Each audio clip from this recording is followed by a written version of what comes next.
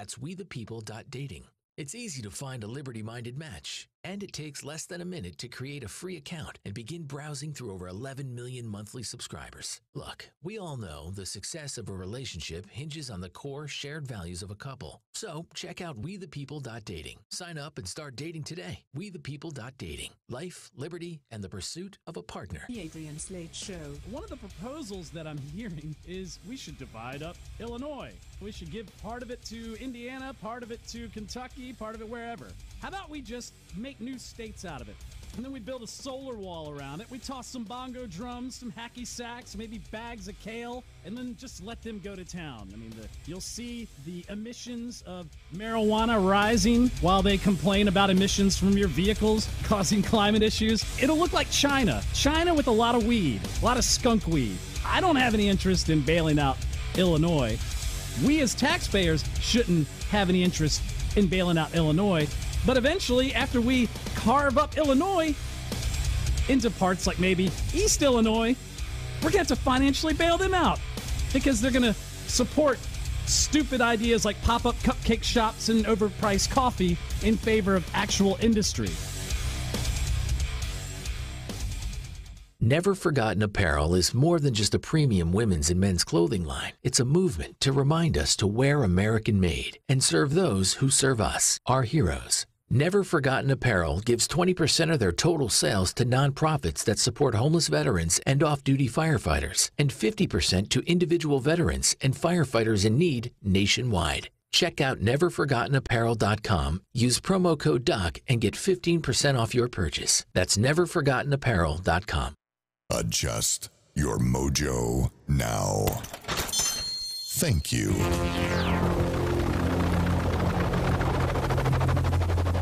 The mothership has landed. Doc Thompson, Brad Staggs, the mighty Mojo 50. Hey there, it is Doc Thompson and Brad Staggs. Lots of good things coming up. I have been asked to run in a marathon for charity, and I didn't want to do it, but apparently it's for blind kids, so I got a good shot at winning. That's No, they're not. I don't think that they're running in it. It benefits them. Oh, well, that's okay. Yeah. I mean, don't get me. Listen, I dated a blind girl once, and I have no doubt it wasn't easy. I got to tell you, because it took me a long time to mimic her husband's voice. That was. Hey, listen, it was that blind girl who said that I was pretty well endowed, but I'm not sure. I think she was just pulling my leg. Hey, I have a question for you this morning. I have a question. Did you hide the whiskey? Yes. What do you call it when Ray Charles and Stevie Wonder play tennis? Endless love. Hey, That's right. Thank you. That's right. Have you ever seen Helen Keller's dog? No. Neither has she. That's right. That's right. Did you hear about the blind guy that walked into a bar and then a table and a chair and a door? You see that? Wow. You know, how Ray Charles met his wife? How blind date. Blind date. That's right. You know why blind people don't skydive? Why is that? It scares the heck out of the dog. It's really rough on him. Wow. What did the blind guy say after he was handed a cheese grater? No, what's that? That is the most violent book I have ever read. Oh. How do you get a blind Asian? How do you blind an Asian woman? How's you that? Just put that windshield right in front of her there. You know. That's. Did you hear about the blind hooker? I did not. She works long and hard. You really have to hand it to her. Wow. That's a thinking man's joke. You know how to find a blind man in a nudist colony? How's that? It's not hard. It really is not hard. Oh my God. See, those would be blind jokes. Yes, yes. That are edgy, maybe inappropriate to some, but tolerable, palatable in the right scenario. Right. Mocking a guy who was partially blinded in war. Yeah, not a good idea. That's not a good thing. No, and there's a couple of simple rule violations there as well. I'm, of course, talking about Pete Davidson on SNL, who was mocking a congressional candidate by the name of Dan Crenshaw. He's running for the 2nd Congressional District of Texas. Dan lost his eye when an IED exploded. Yeah. He woke up from a coma, and they're like, hey, we got some news for you. The reason you can't see out of your eye, because you're never going to see out of your eye. Yeah. And they Saturday Night Live. That's yeah. that's all they had to I know. He talk about. Lost his eye in the war or something. That's the only thing they could. That's the only comedy they could come up with. Yeah. Oh, I found a mistake in Pete Davidson's profile here. What's that? It says he's a comedian. Yeah, see, that's the thing. I don't understand this.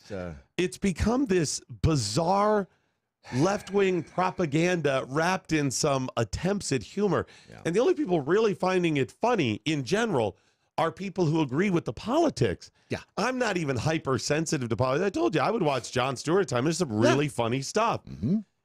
That's not what's going on here. First of all, it needs to be funny. There's the general rule. Funny.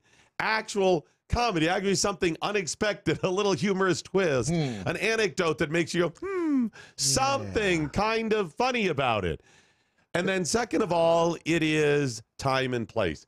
There are lots of people on the right that are pissed at this morning, offended by this. And I'm not offended because I don't get offended by jokes. I just think it's stupid. It shows it's not actually an attempt at a joke. It's an attempt at belittling Dan Crenshaw. And why? Because he has an R next to his name. If Dan Crenshaw was a Democrat, that never would have happened. No. A joke must, first of all, be funny. Imagine that. Generally, yes. That's it. It must be taken in the spirit in which it's intended. What is the spirit in which this was intended? Was everybody at SNL just going, let's just make people laugh this weekend? No. It was, let's push a left-wing ideology under the guise of making people laugh this weekend. Then there's the time and place aspect. Okay, at least they didn't do this at, Dan Crenshaw's mom's funeral or something like that. Right, which is not to say they wouldn't, but yes, they did not. I will give them just because they didn't have the opportunity. Right. Or to Dan, or while Dan just found out that he's going blind in the other eye or something like that. He's not. I'm just using that as an example. Yeah. And then finally, is it justified? See, you can mock people and be more pointed and more seemingly mean or biting with it, targeted to certain people, if it's justified. For example, if I start cracking wise about Jeffrey Dahmer, it's going to be a little more palatable. See what I did there? Because he ate people. It's a taste thing. It's a taste thing. It was palatable. Yes. Wow. Yep. See, no one's going to go, how dare you mock Jeffrey Dahmer? Right. But see, Dan Crenshaw isn't just a good dude, a good guy. The guy served his country. Yeah. He served all of those people. He fought for the right for people like Pete Davidson and other non-funny people to not be making propaganda films for Nazis. Right. Wait a minute, they're making propaganda films for Nazis. That's what you're doing. Yeah. I wonder if that was an off-the-cuff remark Davidson made and if he regrets it. No, because it was a whole thing. The whole bit was, let's go, hey, I'm Pete Davidson, and let's go down the people running for office this time, blah, blah, blah.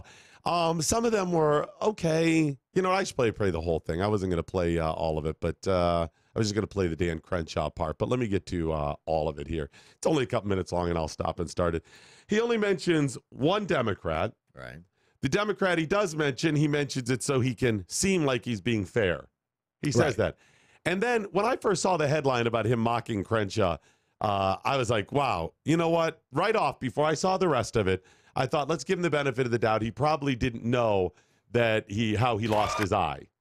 He probably didn't know how he lost his eye. Right. No, he admits it right after he jokes. He knows how he lost his eye. Yeah. Listen to this. Here we go. Pete Davidson, SNL. So the midterm elections are obviously a huge deal. And after I had to move back in with my mom, I started paying attention to her. And that's because he was kicked to the curb by Ariana Grande. Yeah. Okay, here we go. She's loving it. And I realized there are some really gross people running for office this year. So here are my first impressions. His gross people running for office, and he means physically. That's the reason he mocked Dan Crenshaw, because he has a patch on his eye. So some gross people running for office. Folks, hello, people on the left. You're the one who's told us over and over again that all people deserve love and attention and respect and all of this, and they're not. Yeah. So gross based on their looks. Dan's is even based on a handicap that he got. while protecting and defending Pete Davidson. Yeah. Brad, did they tell us that you shouldn't mock people for their looks, things they can't control? This is not surprising. It's not surprising. This is incredible. It's the rule. They just made the rule. They don't have to live by it. This is what I'm saying. Nobody is calling any of them. No. Where's Lauren Michael and everybody else? No. You hypocritical scumbags. That's what pisses me off most. Yes, they are. Okay, I'm already getting pissed off. All right, here we go. Here we go. Gross people, as Pete Davidson says. Here we go. This guy's fun. Rick Scott from Florida. And they put up a picture of Rick Scott from Florida. Right. He looks like someone tried to whittle Bruce Willis out of a penis. All right, that's kind of funny. Okay. I mean, it's kind of a funny joke. All right, I'll give you that. But again, you people on the left say you shouldn't joke about people's looks. Yeah. Right? Okay. Here's a New York guy, Peter King. Pete, even a goofball. I don't like Peter King. He's a progressive Republican. Here we go. Actually don't know a lot about him, except I don't know a lot about him. Not paying attention to this. I'm just going to mock the way people look. Yeah. Again, for people on the left. It's like if a cigar came to life. Okay, I'm not 100% sure what that means, but it's kind of funny because he's kind of... So far, I haven't gotten... Maybe it means I'm old. I haven't gotten either one of them. Okay, here we go. This guy's kind of cool. Dan Crenshaw. Oh, come on, man. Yo, hold on. Okay, now, even his co-host on this thing, the black guy, I don't know why he's... Come on, man. It must be laughing at the picture. Yeah, I think the initial, because when you do see it initially, it's, I mean, when you see an eye patch, you think, okay, oh man, he's going to go for the eye patch. Right. And that's why, I think. So this guy's even mocking too. This isn't just Pete Davidson. It's his dirtbag co-host in this who laughed along with him. Here we go. You may be surprised to hear he's a congressional candidate from Texas and not a hitman in a porno movie. I'm sorry, I know he lost his eye in war or whatever. Whatever.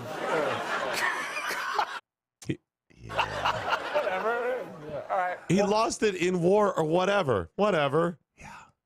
What? Yeah. This is... Guys, seriously, that's the part that you don't care about. His parents must be so proud. Over the past, let's say 30 years or so, the people on the left have done a very good job at making Americans believe that they respect the military. They do not. No. They do not respect people who fight for them because they are globalists. They believe in open borders and America should just accept this new world order, one global governance. This is who they are. We learned that during the 1960s, and all the protests and on up through the 70s and Vietnam. And I remember when this big push to, no, we respect the military. I remember when it happened. Do you remember all the candlelight vigils for the Gulf War? Yep. Remember the Gulf War? It's 1991-ish, yeah. Yep. And that was the first time most of us had seen war. Oh, yeah. We sat at the bar watching the tanks rolling it. It was the most bizarre thing. I mean, I only vaguely remember Vietnam in the news. You probably vaguely remember. Yeah. Right. That it's got more. But you were getting it 2 and 3 and 4 and sometimes 5 or 6 days later. So all the way up until, I mean, that's 20 whatever years of my life. I don't remember any war, right? This was our first war. And there were the candlelight vigils. And I specifically remember I was on the radio and the Democrats, the left is saying over and over again, you don't have to support the war, but support the troops. Even if you don't support the war, support the troops. And then they said that over and over again after 9/11 when George W. Bush invaded Iraq and Afghanistan. You know, it's not about the war. You can hate the war and George W. Bush, but support the troops. Obama and Michelle, over and over, support the troops. It has been a lie, and here's the example. Dan Crenshaw lost an eye to an IED. And Pete Davidson, listen to this clip where he goes, listen, I know he lost it or whatever, but whatever. Yeah. And he throws his hands up, and then he says whatever again. Listen to the flippant nature that he discussed this. This is... I'm sorry, I know he lost his eye in war or whatever. Whatever. All right. Well, and whatever, and they bust up laughing even at the whatever. Yeah, it's because there was a smatter of laughter at the first whatever, so he was just trying to repeat that and get a little more. But I mean, but they laughed at the first whatever. Yes, and so did his co-host. Yeah, what do you? I mean, I'm really racking my brain here trying to give him the benefit of the doubt. No. What was the point of that? They don't get it. Was it a timing thing? Was it an inappropriate thing? It was Please. nervous laughter, I think. I would hope it was nervous laughter. Because if people really are laughing at a guy losing his eye in the war, we're screwed. Listen, if I knew Dan and was more comfortable, I may make a joke about it. That's in the right time and right place. It's like the N-word. They can use it themselves, but when you use it, you can't. You get. I may even crucified for make a joke at somebody else who is missing an eye. It's about the intent. It's about the spirit in which it's intended and time and place. If it's justified and if it's funny. These are the rules. It was not funny. It was not intended to be well. No, it wasn't. It was intended to belittle. Yes. And it's certainly not justified. Who is the person? What is their character? Right? I mean, that's it. You mean the joker or the jokey? The person the joke is about. Yeah. Okay. Gotcha. Listen, sir. Here's a Democrat, so I look fair. Give me that, like, Cuomo guy. There he is. All right. Yeah, Cuomo. He looks like a guy that's sleeping with your mom, but stays overnight and eats breakfast with you in his boxers. And then he asks you how the baseball's going, and you say, you don't play baseball. And he goes, oh, queer. That is very specific. That's just the vibe I'm getting. No, I see. Here's someone who really gives me the creeps. Indiana congressional candidate and Mike Pence's brother, Greg Pence. This is a picture of him watching the episode of This Is Us where Jack dies. And he's smiling. I don't know what This Is Us. I don't. Do you know what this is? It's some sissy show. Okay. He's got a big grin on his face. Just so you know, he's actually running as a faith-based conservative. He's running as a... He's running... What? You never messed up at work before? Yeah. As a faith-based conservative and not a Ken doll that spent a year in a river. Yeah, still landed. Oh, there you go. Okay. Wow. Hey, what did he say about the Democrat? Here's a Democrat just to make it sound fair. Just to make it sound like I'm being fair, right. Yeah. So even he admits that he's not. Right, right, exactly. And which is not a surprise, not coming from the people at Saturday Night Live. They obviously lean to the Which left. I'm even fine about that. Number 9, lead with what you are. They don't. They just kind of pepper. That's the most they have. Right. And number 2, stop being hypocrites about this stuff. I don't want to hear another effing thing about anything that I say. I don't want to hear a thing about anybody on the right joking at all. Everybody in SNL, shut your dirty whore mouths. Seriously, just stop it right there. Anybody on the right can say anything from now on. You've absolutely given them a pass. You can joke about rape. You could joke about beating people. You can make racist jokes. It's all on the table now, as it should be. And if you don't like the jokes that certain people make, do not go see them because you do not find them funny. So does this mean we should actually be thanking Saturday Night Live for opening it up? I mean, well, I've all kind of been that way. They won't. But they won't abide by that. But they kind of did open the door here. That's kind of nice of them. Maybe we should send them a thank you card. Okay, that's fine. Yeah, I'll just keep. By the way, Bearded Larky Farkin, I think, brought it home well. How is NBC like Jane Fonda? How's that? Neither gives a crap about our troops or our veterans. Hell. Thank you. There's another good one. How did Helen Keller's parents punish her? Rearrange the furniture. Yes, they did. Sneaking duck and you. That was a good one there. It's a biggie. So very inappropriate. It's very inappropriate. Don't do that. Listen, I have a sister with one eye. Go ahead. Is she the? She's a Cyclops. That's what I called her growing up. She's the one I love. I see what you did there. See what I did there? Yeah. Thank you. Thank you very much. I notice somebody's been very silent on this whole eye discussion. I had to I had to learn to grow up with it. I did. It is what it is. And you just it is what it is. It was a birth defect, and quite honestly, it's gotten a lot of radio time. So a lot of mileage. I was going to say he's got a lot of sympathy from the women.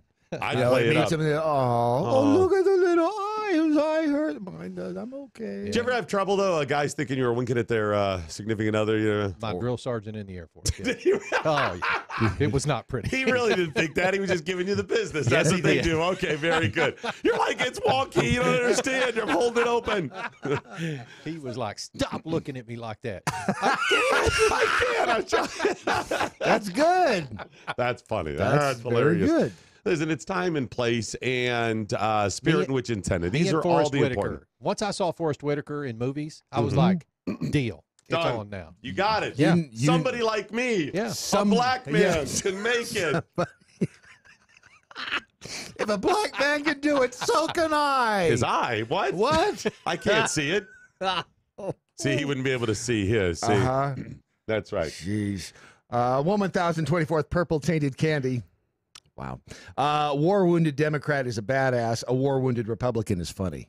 Just laughing. Just so funny in there. And I did read where Dan Crenshaw says he's trying not to be offended. Honestly, he said he tries not to offend and he tries not to be offended. He's probably not. The guy's a seal. He doesn't give a crap what people say. No, about exactly. Him. But I'll pull out this fake eye and stab you with it. That's what he's saying. Watch what I can do with this fake eye. Exactly. Crack your See, there's skull. me kind of goofing about it. Yes. And it's okay in those regards. What is the spirit in which it's intended? I have the utmost respect for anybody who served. You know, and somebody wounded, of course. Absolutely. Even people on the left. As I've said, it does not give you a pass to be a douche in the future. Right. It does not make you above the law or above joking or whatever. It's the spirit in which it's intended. It was the Saturday before the election. Saturday Night Live, you dirtbags show no respect for people who served and protected you, and you're doing it to try to influence his campaign, his candidacy. Come on. Yeah, I've had to get over it for years now, my abnormally long and large second toe. I mean, people have made fun of it when they see it. I understand it's got to be horrible. It really is. Same thing with me with my penis, but it's very, very. I don't even know which belt I guess. I'm not even. You know what? I'm not even. At Doc Thompson Show on Twitter, at Real Brad Staggs, at Mojo 50 Radio. Please follow us across the board, as well as Facebook and MeWe as well. We'll get some of your communiques now. Daguerre Bear, this is a really good question. Why is it okay to openly mock a war veteran and keep your gig, but a sports announcer used a descriptive of a flaw in armor, chink in the armor, right, and gets canned? Hypocrisy much? Right. That isn't even a racial thing. It's not, chink in your armor. Nothing to do not with that. That's what, you know what they call between the logs on a log home. You know what that's called? Chinking. Chinking. Right. And they because Asian people built them, right? Is that what it is? Yeah. Exactly. Chink in the armor, that was around long before people referred to Asian people as chinks, okay? Long before. You're right. That's a great point about all of this. We've had people say very simple things and lose their job about women. It's all the ways the political winds are blowing right now. Yeah. And I'm not going to have any of them. Not going to let them get away with it. Sorry. Listen, Pete, you want to joke about that? Fine. Then you shut your mouth about anybody else joking about anything else. If there's anything that should be off limits, it would be about somebody wounded in action. Okay? So. Oh, good one. 1024th purple tainted can something or other. Seems that Pete's weed, that's Pete Davidson, is to comedy what Rachel Dolezal is to black or Senator Warren is to Native American. That is so true. He identifies as a comedian. The guy, how does he have a job on SNL? And how does that black guy? They're not good. Do you realize, folks, they have a staff of writers who write those bits, and then they rehearse those shows for days. They do realize that because it's done live from New York. So they have rehearsals, what, Wednesday, Thursday, Friday, Thursday, Friday? Yeah, the week leading up. And then they're not even guaranteed that their bit's going to make it. Right. They have to, this is the cream of the crop of what they supposedly turn in. Right, this is the best of it. They have people write it. They write some of it, and then they rehearse it. This 3 hours, not one. And how much of it's actual comedy? Because they have a band and commercials and whatever. What, 40 minutes, 30 minutes, something like that. We do 3 hours a day. And not all of it's comedy. Yes, it is. It's all good too. No, some of it's like more serious, whatever. But a lot of it is. I don't listen to that part. And we don't actually write it. And that which is written is not written by a staff. And by the way, we don't rehearse this. That may shock all of you, I know. Shocks me. All right. Gotta remind you about Element Mattress. Look. Get yourself an Element mattress. Go to elementmattress.com. As it turns out, they have continued the special. We thought it might be only through October, but they're going to be with us for another month. Surprise. Elementmattress.com. You can still get that discount, 50% off using the promo code using the promo code Mojo50. It's Mojo50 at Element Mattress. They're 100% made in the USA. Not 96%, Brad. Not 90, like most of it. Right. This is all of it. 100% made in the United States of America. Element comes with a free delivery, free 100 nights to sleep on it and try it out, and a free lifetime warranty as well. All of that, and it's an amazing mattress. Element Mattress is simply the best mattress you can buy. I have one. I absolutely love it.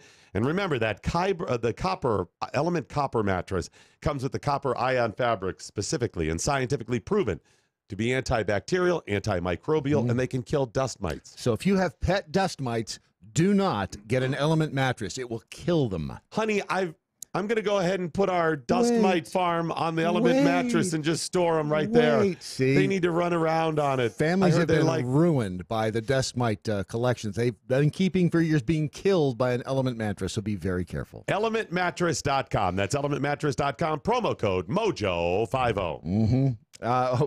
Sumi just tweeted, hey, I remember when Saturday Night Live was funny. Here's the thing. It's been a long. By the way, a lot of people say that. I don't think it's as funny as you remember it. I think they got a credit for not being buzzing all off that was the best.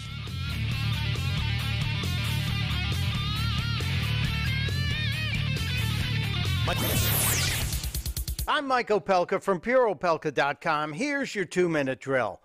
And it is the story of possibly the dumbest offendinista of the year. The most rapidly melting snowflake I've heard.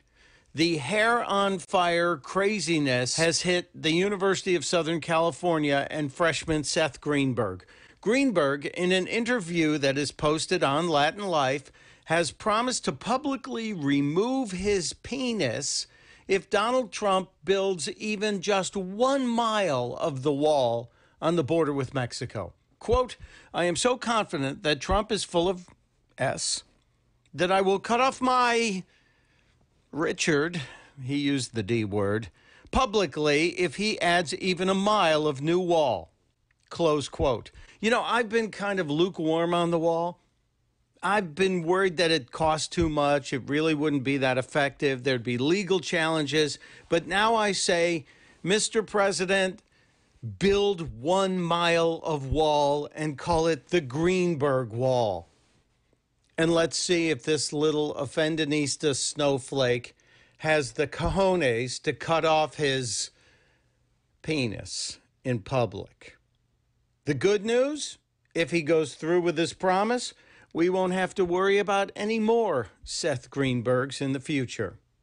Till next time, testudo, my friends, testudo.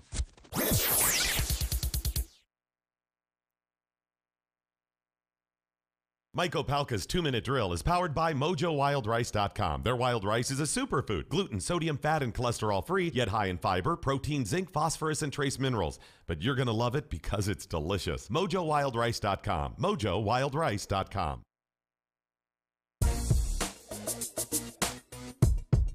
Doc Thompson and Brad Staggs on Mojo 50. Our election return coverage begins at 7 o'clock tomorrow night. That's Eastern time. We'll go to scheduled midnight. We'll see how that works out.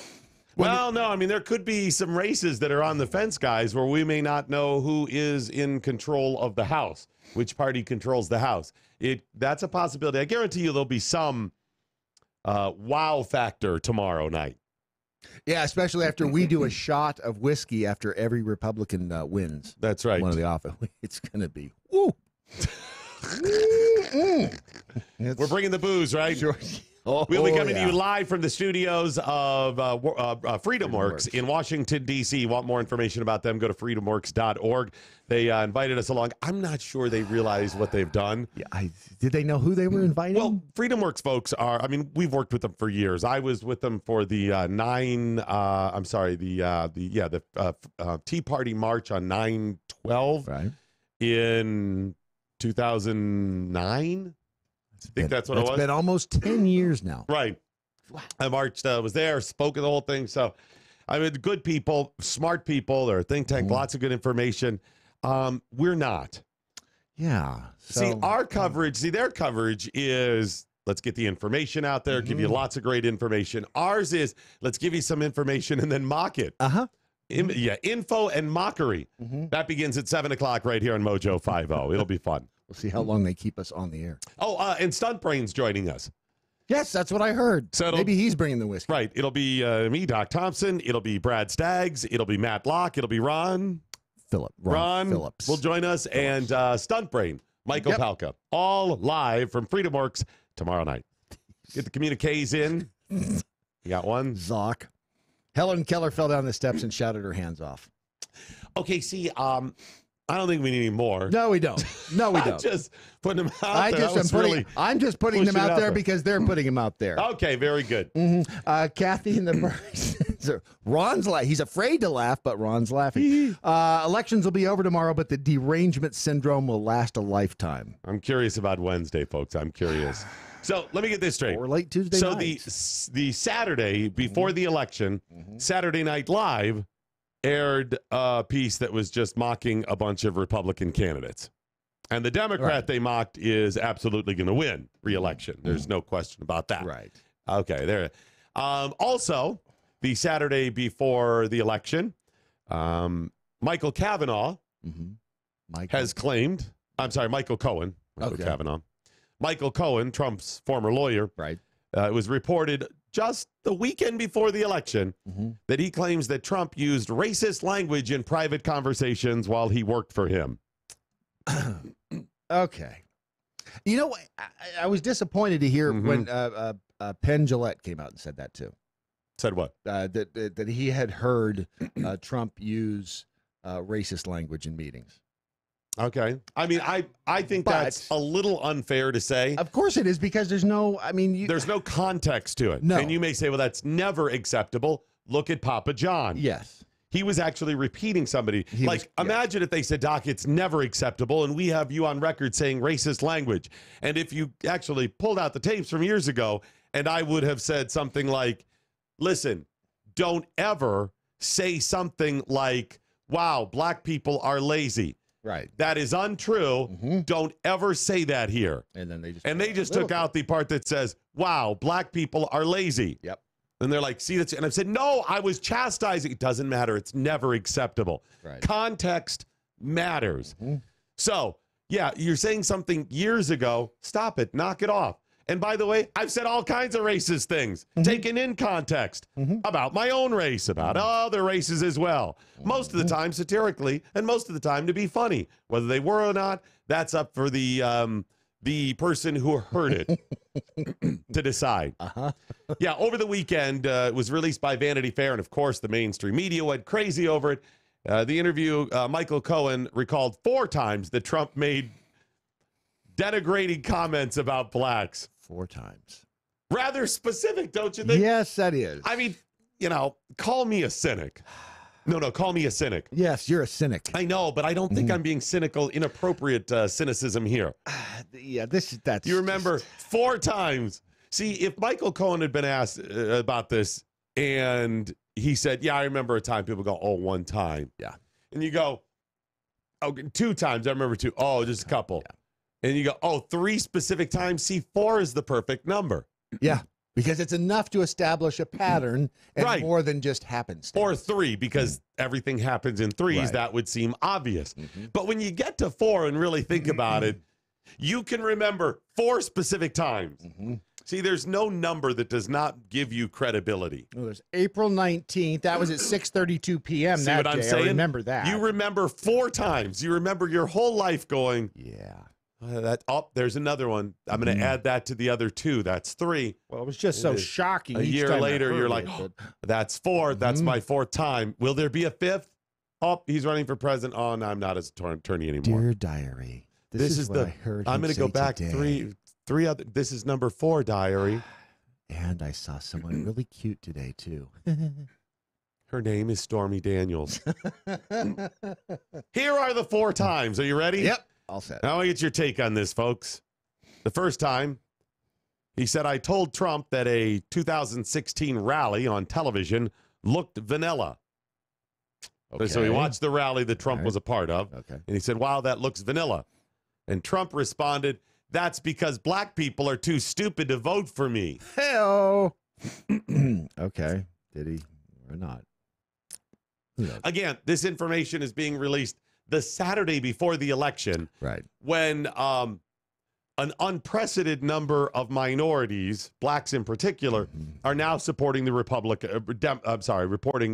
supporting Trump and the Republicans. Yes, and for good reason. So that is released the Saturday before. Wait, are you suggesting that he's doing that to have an effect on the outcome? Hold on a second. Hold on. If I am suggesting that Vanity Fair, the other media, and Michael Cohen would be doing it for that reason, I am sorry. I'm not doing my duty. I should have absolutely stated that. I should not be just suggesting it. I should absolutely be stating that's exactly what they're doing. Definitively. Number 2, when Nelson Mandela died, according to Michael Cohen, Trump said, name one country run by a black person that's not an S-hole. Name one city. I mean, didn't everyone say that when Nelson Mandela died? I mean, I think that was the narrative going around the white community. I didn't say it when Nelson Mandela died. I've said it a bunch of other times, but, you know. Actually, I've never said it about a black person. I have said it by Democrats, though. But okay. Number 3, he said when they were traveling to Chicago in the late 2000s, we drove through what looked like a rougher neighborhood, and Trump said that only blacks could live like this. Has he never seen Shameless? And wait a minute. How does he know that wasn't a compliment? Right. Resilient people, I say. You know, in the face of adversity, white people would just crumble. Yes. They wouldn't exist anymore. But blacks are able to live like this. Only blacks could pull this off. How does he know? I'm going to need a little more on that one. And finally, number 4, he said, Trump said, quote, there's no way he could let a black contestant win season 1 of The Apprentice. That doesn't even make any sense. Why is that, Brad? Well, Omarosa. I don't know what season she won, but she won one of them. She won one of them. And then she went to work for him. Yeah. This is the latest in the things that they just throw at Trump. That he's more Teflon than Bill Clinton ever dreamed of being, by the way. Brad, so the weekend before the election, where an unprecedented number of blacks are supporting President Trump, the mainstream's media big story is how he allegedly called them stupid. What amazingly bad timing for President Trump and the Republicans for that to just coincidentally come out the weekend before the election.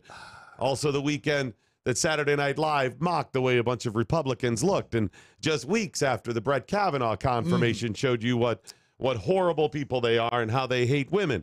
And just a couple of days after some right-wing people sent fake bombs to people on the left.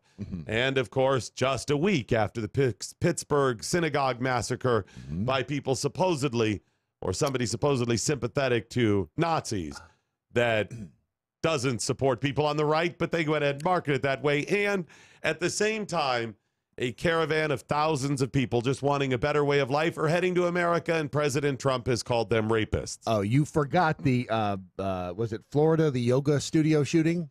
That was this weekend as well. They've come out now. He's a misogynist, far right-wing nut job. Is he? Yes. Do we have proof of this? No, it's just a headline. Gotcha. So what bad timing for the Republicans. But really, you know what? Maybe it isn't all that bad timings when you just realize that's just who the Republicans are. People on the right are just all of these horrible, horrible things. Yep. It is what I said months ago. It is simply about the midterm elections. The elections, of course, are about money and power. That's it. That's where we're at. It does make you wonder what's going to, tomorrow night into Wednesday morning, is this going to be like, who was it when they won the, was it Cleveland?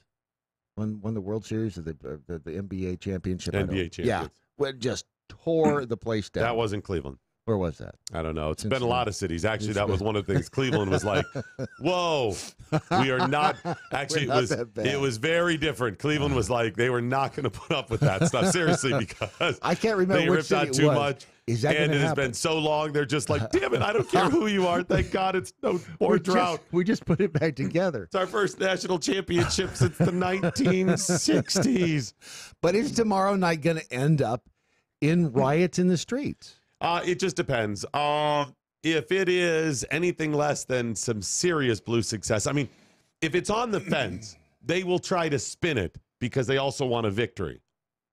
You know what I mean? They'll spin, okay, it wasn't as blue wavy as we thought, but we made some real good progress. Right. And then the message will change in 6 months as they start going, because they got to gin people up again. Yes. For the next one, it'll be all pissed off again. Uh-huh. But there's going to be no hiding it if they do not take the House. They absolutely will not take the Senate. The Senate will actually add a couple of seats for the Republicans. I'm picking 54. If we get lucky, maybe 55. The House, unless the Democrats win the House. And it can't even be Republicans maintain control, but only by 2 seats. Right. No, if they do that, they're going to be pissed off. If they go, well, we won, but we only have control by 1 seat. It wasn't a blue wave. They'll spin it as a victory. And what? And if there, I mean, what is it? What is the revolution? What does the riot look like? Is it? I don't know if that's going to happen. I don't see that happening. Well, I would say this, by the way. Yeah, it's going to be bad. I mean, just a matter of how bad and what it looks like. Maybe they'll try to spin it some other way to capitalize off of it. Right. You know what I mean? Don't do this because. But I really think they're just going to melt down, and they're not going to target themselves. No. Well, I mean, it's not going to be like a riot in a bad neighborhood where they just tear their own neighborhood down. They're going to be targeting people on the right, whatever that means. I don't think it's going to be epidemic. I don't think it's going to be really bad, but I think you'll see some incidences, certain areas. But did you see the another bomb landed on Friday? A fake bomb. A fake bomb. Another fake bomb. They didn't get much coverage on that. No, they didn't. I wonder why. Interesting. And how did you? What were your comments online? You tweeted about it. Should have used priority mail. Should have been. It's a week late. It's like, wow. How the Postal Service has to have mixed feelings about this. It's like, wait a minute, we did a good thing by not, but it's. Yeah, wait till you find out he sent 67 other bombs. Right. He sent one to each member of Congress. One's going to show up in 2021. A bomb we were getting reports of a fake bomb. It's September of 2021. Apparently, there is a copycat from 2018. No, excuse me. That's just one of the fake bombs from 2018. Got stuck in one of the machines at the post office. It's just, wow. Wow. And Politics Puppet says, remember, when they go low, we go high.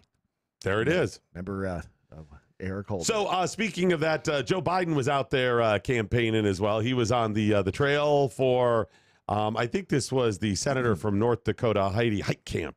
And he had some really interesting Well, let me tell you, these guys are amazing. They just stand up flat out, stand up and say things that are absolutely mind-boggling. This is talking about Republicans there. I love this one on trade. This I love. And by the way, I told you, I come from an agricultural state. I don't know how you could possibly get elected in an agricultural state with the things he's saying. But we're nearing the 20th week of 0 soybean orders to the Pacific and Northwest China. And your guy calls farmers' concerns hysteria. It says they don't have a very high threshold for pain. Ooh. Well, I get that president of the trade unions up here. He'll show them a threshold of pain. Yay, violence! Yay. Woo! Violence! Violence, Joe. That's high comedy. That's right. The president of the trade union will come up here, and he'll show them a high tolerance for pain. That's right. He'll beat him up, Brad. He'll beat him up. He'll be violent, and he'll hurt him. He'll physically hurt him. Yep. That'll show him a high tolerance for pain, Brad. Because we love people on the left. We love people, and we're all about love, and we don't support violence like the people on the left. And that's the reason we must show them whether or not they have a high tolerance for pain and President of the violence. trade union is up here. He'll show them a threshold of pain. Violence. They have a high threshold of pain. Woo! Old Joe. Yeah. The gift Good stuff. that keeps on giving. He sounded kind of low key there, like he was maybe nursing a sore throat. No. I think what it is you got to have somewhere to go. See, he doesn't want to like ratchet up too much because he's running in 2020. He's got to slow increase. You start low, and then by the final days, in 2020, 2 years from now, you're Howard Deaning it. And what did Howard do? He didn't have anywhere else to go. That's right. He got so excited, he got the charge, and that was it. You don't want to go off the other end, man. Shot his wad right there. And that's right. You can't do that. Nope. That's going to be bad for you. Can't. Speaking of shooting, not necessarily your wad, but shooting, tarriverarms.com is the website you should be checking out today because they have amazing deals. tarriverarms.com. They have revolutionized and continue to revolutionize the way you purchase firearms online. In the past, it was difficult because you really couldn't get a good look at the gun, especially if you weren't, as familiar with that make or that model. You're like, yeah, okay, let me not with Tar River Arms. They have high resolution pictures. You could zoom in, and they have the 3D imaging so you can flip the gun on its axis, spin it all around, take a look at it. They have modernized online firearm sales to accommodate the online generation. So if you prefer the brick and mortar experience, that 3D imaging is going to help you out a ton. And they have such great deals. So the prices by themselves, you'd be like, yes, I'm going to buy online. Right. But I can't see. Nope, they've solved that problem as well. So when you purchase it, to get it delivered, they have to deliver it to an FFL, a federal firearms licensee in your community. Well, normally there's a transfer fee. Shipping costs money. Guns are heavy, so it's going to cost you. They've taken care of all of that. So all you do is purchase for the price you see online. Shipping, handling, transfer, license, all of that gets done by them with no additional charge to you. So the price you see is the price you're going to pay. Great guns, great prices, great service. It's a veteran-owned and veteran-run business. You will love the great folks at Tar River Arms. It is pretty amazing. The Jackhole Nation, by the way, this morning is just it's crazy. John over in MeWe, after his speech, Biden immediately went backstage and started fondling girls. It's that's kind of what folks, Biden does. Above all else, it is the lack of self-awareness and the hypocrisy. I mean, the Republicans, people on the right, hypocritical at times, lack of self-awareness, absolutely. It's just off the charts when it comes to people on the left. It's like tomorrow never exists, or yesterday never existed. It's like there's no past. You just said this. No, I didn't. That's you can pull up the clip of them saying whatever. I don't, and there's no even embarrassment or. I mean, you pull up a clip of me saying the exact opposite from 10 minutes ago. It's going to be like blah blah blah blah blah blah. What did I do there? They're like unaffected, unfazed. You're like, did you hear this? It's like they don't even hear your criticisms of it. Nancy Pelosi, we have to pass it to know what's in it. Trump becomes president. They didn't give us any time to find out what's in it before we passed it. It's what are you talking about? It is stunning. There's no self-awareness. There's no being held accountable for history. The fact complete hypocrisy. They can do this and then A, look in the mirror, and B, sleep at night. And by the way, Leprechaun over on the in the MeWe chat room made us a sandwich. He said you sounded a little ranchish this morning, so a sandwich might help. Might want to go check that out for yourself. Did you see it, Ron? The sandwich, it's a double. And I'll leave it at that. Yes, it is. By the way, speaking of Joe Biden, the Delaware Museum of History. They have a... Yeah, they have a bunch of Joe Biden-themed trinkets for sale when you go in there. In the Museum of History? Yeah. Would you like to know what some of them are? I'd love to know. They have a T-shirt that says, "The malarkey stops here." Did Joe say that? He was a big malarkey thing. I love that these young people who young and you people are old, suddenly embrace old terms and phrases as long as they're from people on the left. But okay, malarkey. They have a T-shirt with Joe Biden's signature. Okay. To be fair, though, I think that's actually Joe's. I was going to say he probably just left it behind. Well, I think he needs it because Joe's getting old, and he can't necessarily. He doesn't know his name. He does. Just so right here, embroidered right there, here, so right he can there. see it. By the way, those are just $25 each. Oh, that's a deal at twice the price. I like sandwiches. Do you like the sandwiches, Ron? I like sandwiches. Yeah. There is a vintage 1980s campaign button of Joe Biden's for sale. How much is that? $24.99. Really? So everything's $25. No, sorry, this is $24.99. I apologize. It's a Brad, penny less. it's a button. It's a campaign button. You mean the ones you were giving out free? Ron, we're going to need to start selling Joe Biden campaign buttons, vintage ones, because I'm guessing the markup's pretty high if you're selling for $25. Oh, yeah. I got to believe that we could order a crap load of those for like 40 cents each. Yep. Am I right about that? Yep. I think that okay, under $1, I know. Everyone. All right, coming soon, Joe Biden. I don't care what we sell over at the website. I'm not saying I support this stuff. I just support making money. So be it. If we can make the money selling Joe Biden buttons. When our sister channel, the liberal FloJo, right, 50. When that goes, we'll sell those. You probably shouldn't have said anything about Sorry. It's legal, so not to mention that yet. Sorry, erase that. Don't. It's time for ice cream pin for just $11. Was that Joe's thing? He went up to that ice cream store. Was that part of his? Okay. Yeah, he was. That was that's been a few years ago too. Joe Biden scented candles, or wait, what? What? Want to smell? What's the matter? Candle that smells like Joe. Not Biden. Joe Biden themed candles.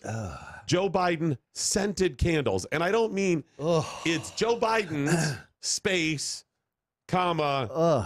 scented candles. Like, okay, here I am in possession of these scented candles, so therefore they are Doc Thompson's scented candles. Right. Okay. Right. No, these are candles with a Joe Biden scent.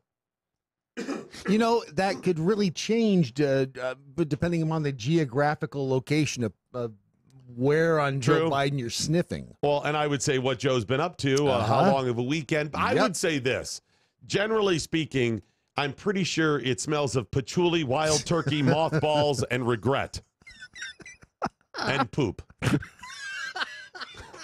Just a little hint of that. Wow. I mean, Joe's old. I mean, slight over. I mean, you're always going to get mothballs, regret, and poop. Yeah, always that. Yeah, but Joe, you're going to have a little of the patchouli thing and the wild turkey thing too, right? I mean, that's just a hint of poop. Slight desperation overtones. Desperation. Yeah. Should I have said farts? Yeah, but that's the bonus. I think you get that in the extra candle. Okay. Yeah, those are just $22. So they're less than the pin. Yes. Or the button, rather. Even Yankee Candle's like, damn. How much? Because they're really small.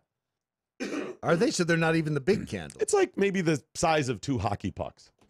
Okay. Yeah, about that size, a little bit thicker. Yeah, because because Yankee candles are sizable and they last a long time. Yes, they do. They're expensive, and they but smell good. Yes. You get a Cup of Joe mug for $25. You can get a reprint of their local paper from 2008 when Obama and Joe won the White House for just $29.99. You can get a picture of Joe and Obama warming up to walk. Do you remember that? Leaning up against the wall right outside the Oval Office there, that door? No, but I have the picture in my mind. I don't remember, but I can They're see. leaning against the wall. Joe's leaning both hands against the wall, and he's kind of stretching out his calves. Right, and Obama's pulling his leg up behind him. Yeah. I think that was just for George Soros, but that's a whole different thing there. Anyways, that's just $7.98, not $7.99, $7.98. They're giving you a little discount there. And a cardboard cutout of Joe, $47.95. Here's the thing. It may actually be Joe. You don't know. At any moment, you can be like, oh, my gosh, that's actually Joe we just bought. It's certainly more interesting. It's probably taller than Joe. That's right. Joe, he is the gift. You know, I cannot imagine what the future is going to hold, Brad, with all of this craziness and fun. Is this where we're at? Joe Biden scented candles. They've lost their minds. They're out of their gourds with this stuff. They had to have had a meeting where they came up with that idea, too. Oh, yeah. And I know we'll sell candles. They said the scented candles are selling great. I guess it's something you can do something with. I am willing. To sell Matlock scented candles. Look. Listen. Okay. What do those smell like? Oh, that was perfect timing. They smell like that. Smell like just that? Leave that one right there. Very good. Leave We'll it just right there. move on. Yep. Ron, arm bugs are a little cheaper than $25, aren't they? Yeah, I think they're 14 online. Wow. Yeah. We should kick that price up to 19. That's right. Happy medium right there in the middle. If people are willing to pay 24, they'll pay 19. That's a good point. Isn't $20? We need scented candles. We need scented candles. Just go to mojo50.com. We're also still looking for your donations so we can ratchet this thing up. If you don't like the Pete Davidson stuff, you don't like SNL, let us help you by creating new media, stuff that's actually funny. It's not just controlled by leftist propaganda, and we can do that with your help. We're going to do it anyways, but we'll grow a lot faster with your help. If you can donate, just go to mojo50.com. Look for the red banner at the top, and it'll take you to the link where you can donate, and you get a mug for $50 there. Wow. See, it's not actually just the mug that you're buying. What you're doing is buying the future. You're buying the future. We're giving you the mug. That's right. We're actually give you a mug for free with a $50 donation to our campaign here. Big difference. I cannot imagine, though, what the future... I'm trying not to be cynical about the future and just say... It's hard not to be. But, I mean, regardless of all else, it's going to be interesting, right? Can you imagine 10, 15 years from now, we're like, I had no idea Chelsea Clinton would actually be president. We joked about it. Sasha and Malia as Secretary of State and Defense. That's amazing. Who knew that? And the strange thing is, it's not entirely out of the question. It's not. And that's the reason you want to be around to see the future. And that's the reason you want to save your heart. SaveYourHeart.com is how you can fight against heart disease. Heart disease is one of the chief killers of people in America. It's really deadly. You just don't hear a lot about it because it doesn't have the same media sensation as people died via gun massacre. Right. But it kills far more people. Go to SaveYourHeart.com and find out about heart disease treatment and prevention. SaveYourHeart.com or 800-77-HEART. They have the Pauling Therapy Essentials formula that you could purchase online and begin to heal your heart from heart disease and also stave off future heart disease. And again, it is one of the worst. Well, you don't think about it. You don't think about heart disease, and it creeped up on you over the course of time. One day you look in the mirror, and you're pushing midlife. Well, beyond midlife, you're pushing like 50, and it's not too late to see the future if you save your heart at SaveYourHeart.com. SaveYourHeart.com, 800-77-HEART. Get your communiques in. We'll get to them next. And also, Brad Staggs with your daily headlines coming up.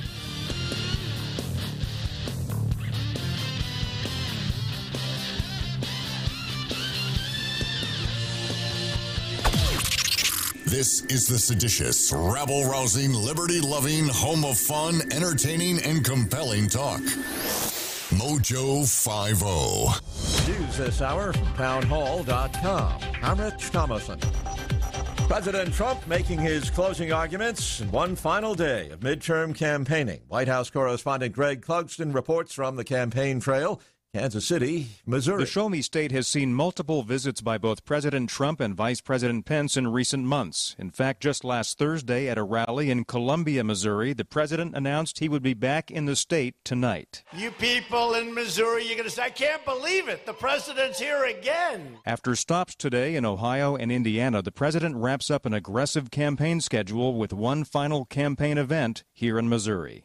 Greg Clugston, Kansas City. And while the president is not on the ballot tomorrow, George Washington University political scientist Danny Hayes says he might as well be. I think the election is mostly a referendum on Trump. This is a continuation of a trend in American politics over the last couple of decades where increasingly even midterm elections are all about the president. Georgia's online voter database morphing into a last-minute curveball in one of the nation's hottest governor's races. Republican nominee Brian Kemp, the Georgia Secretary of State, making a hacking allegation against Democrats, and Democrats accusing Kemp of false accusations. Well, there's some good news on prices at the pump. Gasoline prices are still falling. There's been an 8-cent drop in the past 2 weeks. to an average $2.85 for regular, and this follows a nickel drop in the prior 2 weeks. So in the past month, we've had a drop of more than 12 cents per gallon. That's fuel price analyst Trilby Lundberg. 21-year-old man facing 4 homicide counts and the deaths in Wisconsin of 3 Girl Scouts and a parent. They were hit by a pickup truck while collecting trash along a road over the weekend. Wall Street Dow futures down 63 points. NASDAQ futures off 3. More on these stories at townhall.com. Never Forgotten Apparel is more than just a premium women's and men's clothing line. It's a movement to remind us to wear American-made and serve those who serve us. Our heroes. Never Forgotten Apparel gives 20% of their total sales to nonprofits that support homeless veterans and off-duty firefighters, and 50% to individual veterans and firefighters in need nationwide. Check out neverforgottenapparel.com. Use promo code MATT, M-A-T-T, and get 15% off your purchase. Take the pain out of ordering your diabetic testing supplies with Diathrive. Diathrive ships the testing supplies you need directly to you when you need them. Best of all, with plans starting as low as $8 a month, Diathrive is probably going to cost you less than what you're paying today. Diathrive is so convinced that you'll love their service, they're offering your first month of supplies free. Simply type the code DOC, D-O-C, at checkout. Diathrive.com. That's D-I-A, thrive.com. This is David Barton with another moment from America's history. William Patterson was a founding father who signed the Constitution and was then placed on the Supreme Court by President George Washington. In fact, Patterson had the honor of still serving on the court 2 decades after he had helped write the Constitution. And over that time, American government had become the envy of the world. Yet Patterson knew that it was not just the Constitution which secured the quality of our government. Therefore, in his frequent addresses to juries and legal groups, Patterson cited Proverbs 29:2 as setting forth the principal guarantee for good government. That verse declares, "When the righteous rule, the people rejoice. When the wicked rule, the people groan." Very simply, it's the quality of our leaders and not just the quality of our Constitution which secures to us good government. Remember this in the upcoming elections and vote accordingly. For more information on God's hand in American history, contact Wall Builders at 1-800-8-REBUILD.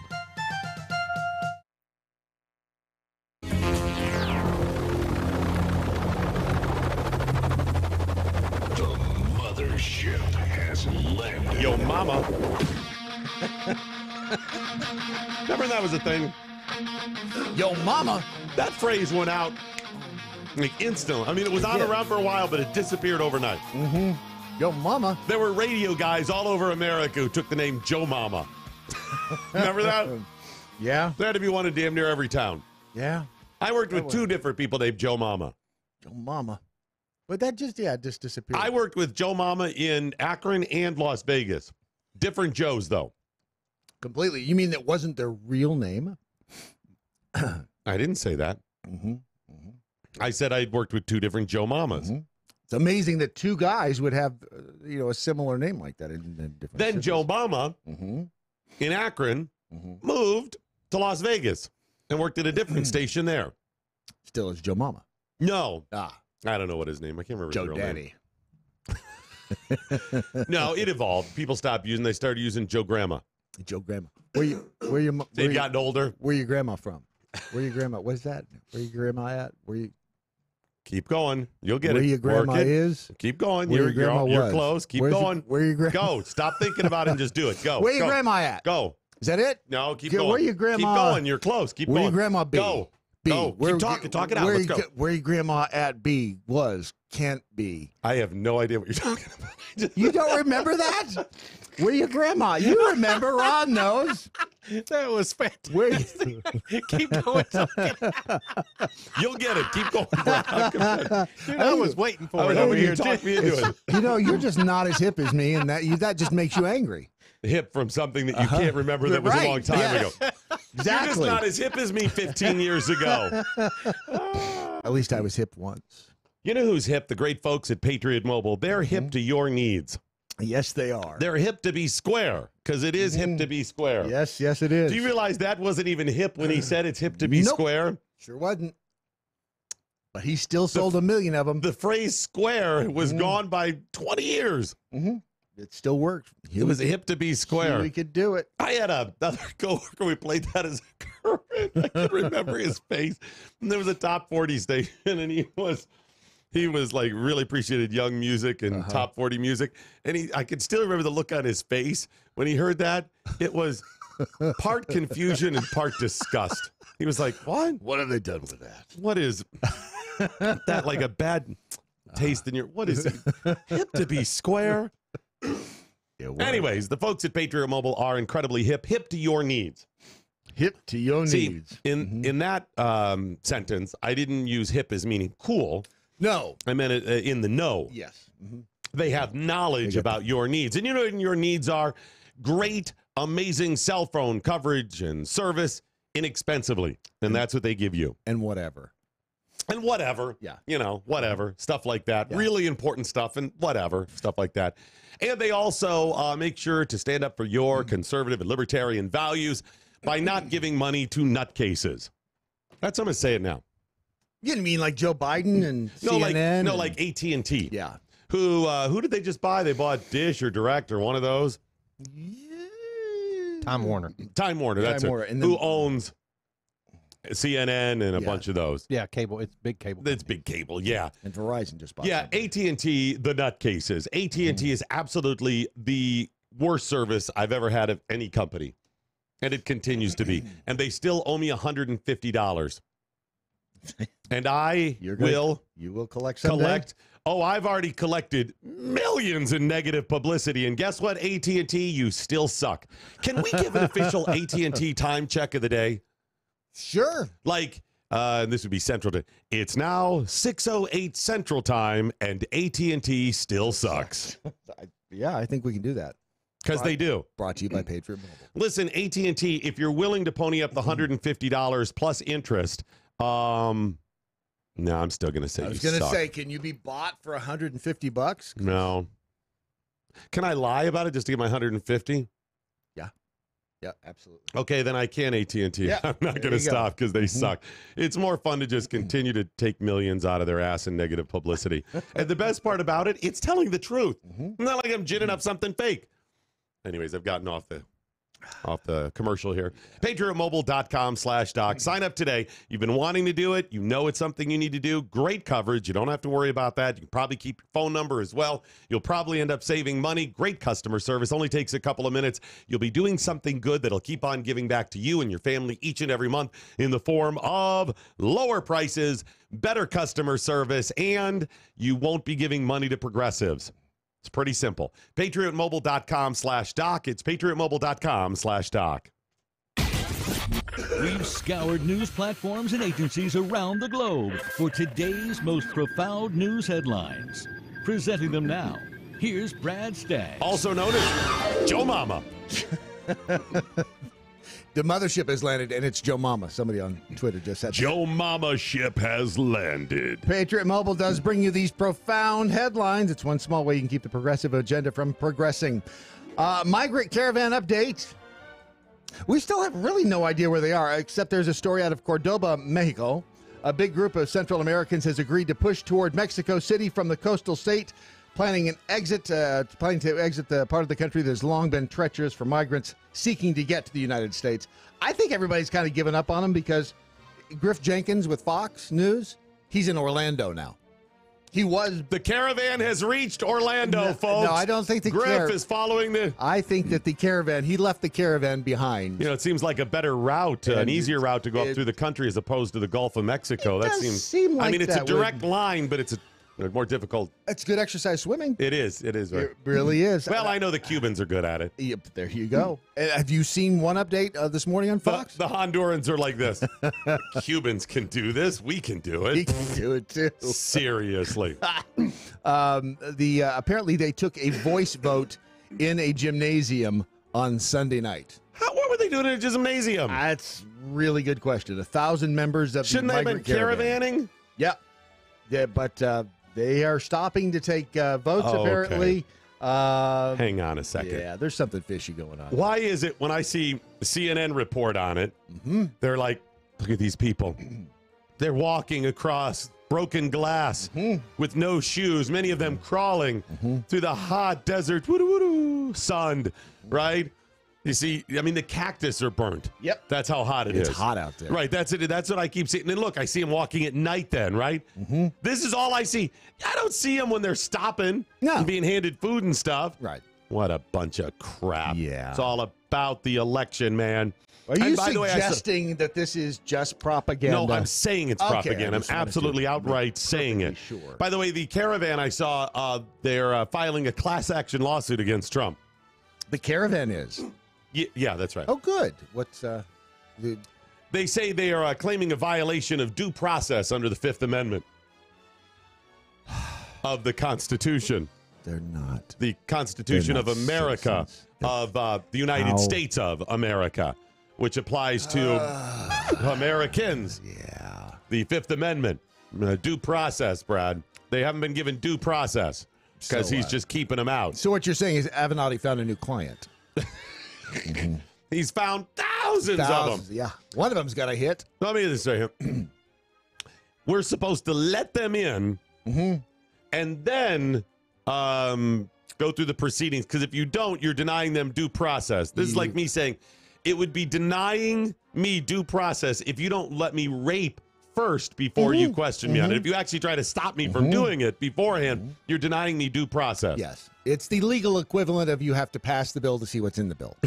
Okay, well, there you go. It makes sense if you're in the upside down. So, we know they've had voice votes about who wants to stay and go. Yep. Okay, who wants to stay in Mexico and get jobs and money and free stuff? Show of hands. All right, we're going to keep going. Yeah. We know we had that, right? Yeah. And I was like, all right, who wants to sue Trump? It won't work, but who wants to? You guys like the idea? Okay, good. We'll sue Trump. Good job. Yes. See? So you were embedded in the caravan over the weekend, I see. There's another world warning as we move on. I think that's really insensitive of you to say embedded, because most those people don't have beds, Brad. That's a very good point. I apologize And profusely. why? Please don't say cover the story anymore, because many of them don't have covers either. At night. Uncovered at night. If you're gay, don't go to Tanzania. Write Or that off the list here. Tanzania. Okay. I still think it's Tanzania. The United States has warned its citizens in Tanzania to be cautious after the commercial capital, Dar es Salaam, announced a crackdown on homosexuality. Wow, that sucks. Yeah, it really does. Wow, that sucks. Gay crowd. You're gay, that is. It's a really sucks. And remember, it's a crackdown on homosexuality. It's a criminal offense in that country. In an alert on its website. Does that just mean taking part in those homotype sexual activities? Right. Or if you So- just declare you are a homotype sexual? What if you're just, what if, as in prison, you're just laying there and taking it? Right, I didn't want this. All right, I was asleep. I was paralyzed. Isn't that what everyone would say? Yeah, that's true. We were all asleep. I was asleep too. I was. I I wasn't sleepwalking. laying there giving it, but I was asleep. I was sleep giving, sleep sexing. You know that never works at a party either. So do they have gay cops? Let me back up. Do they have homo police? That doesn't work either. Nope. Do they have cops that are the, what do you call them if they're the cops that are out there policing, checking to see if people are gay? I can't say it. Okay. But do they have people whose job it is, like the gay homotype sexual task force?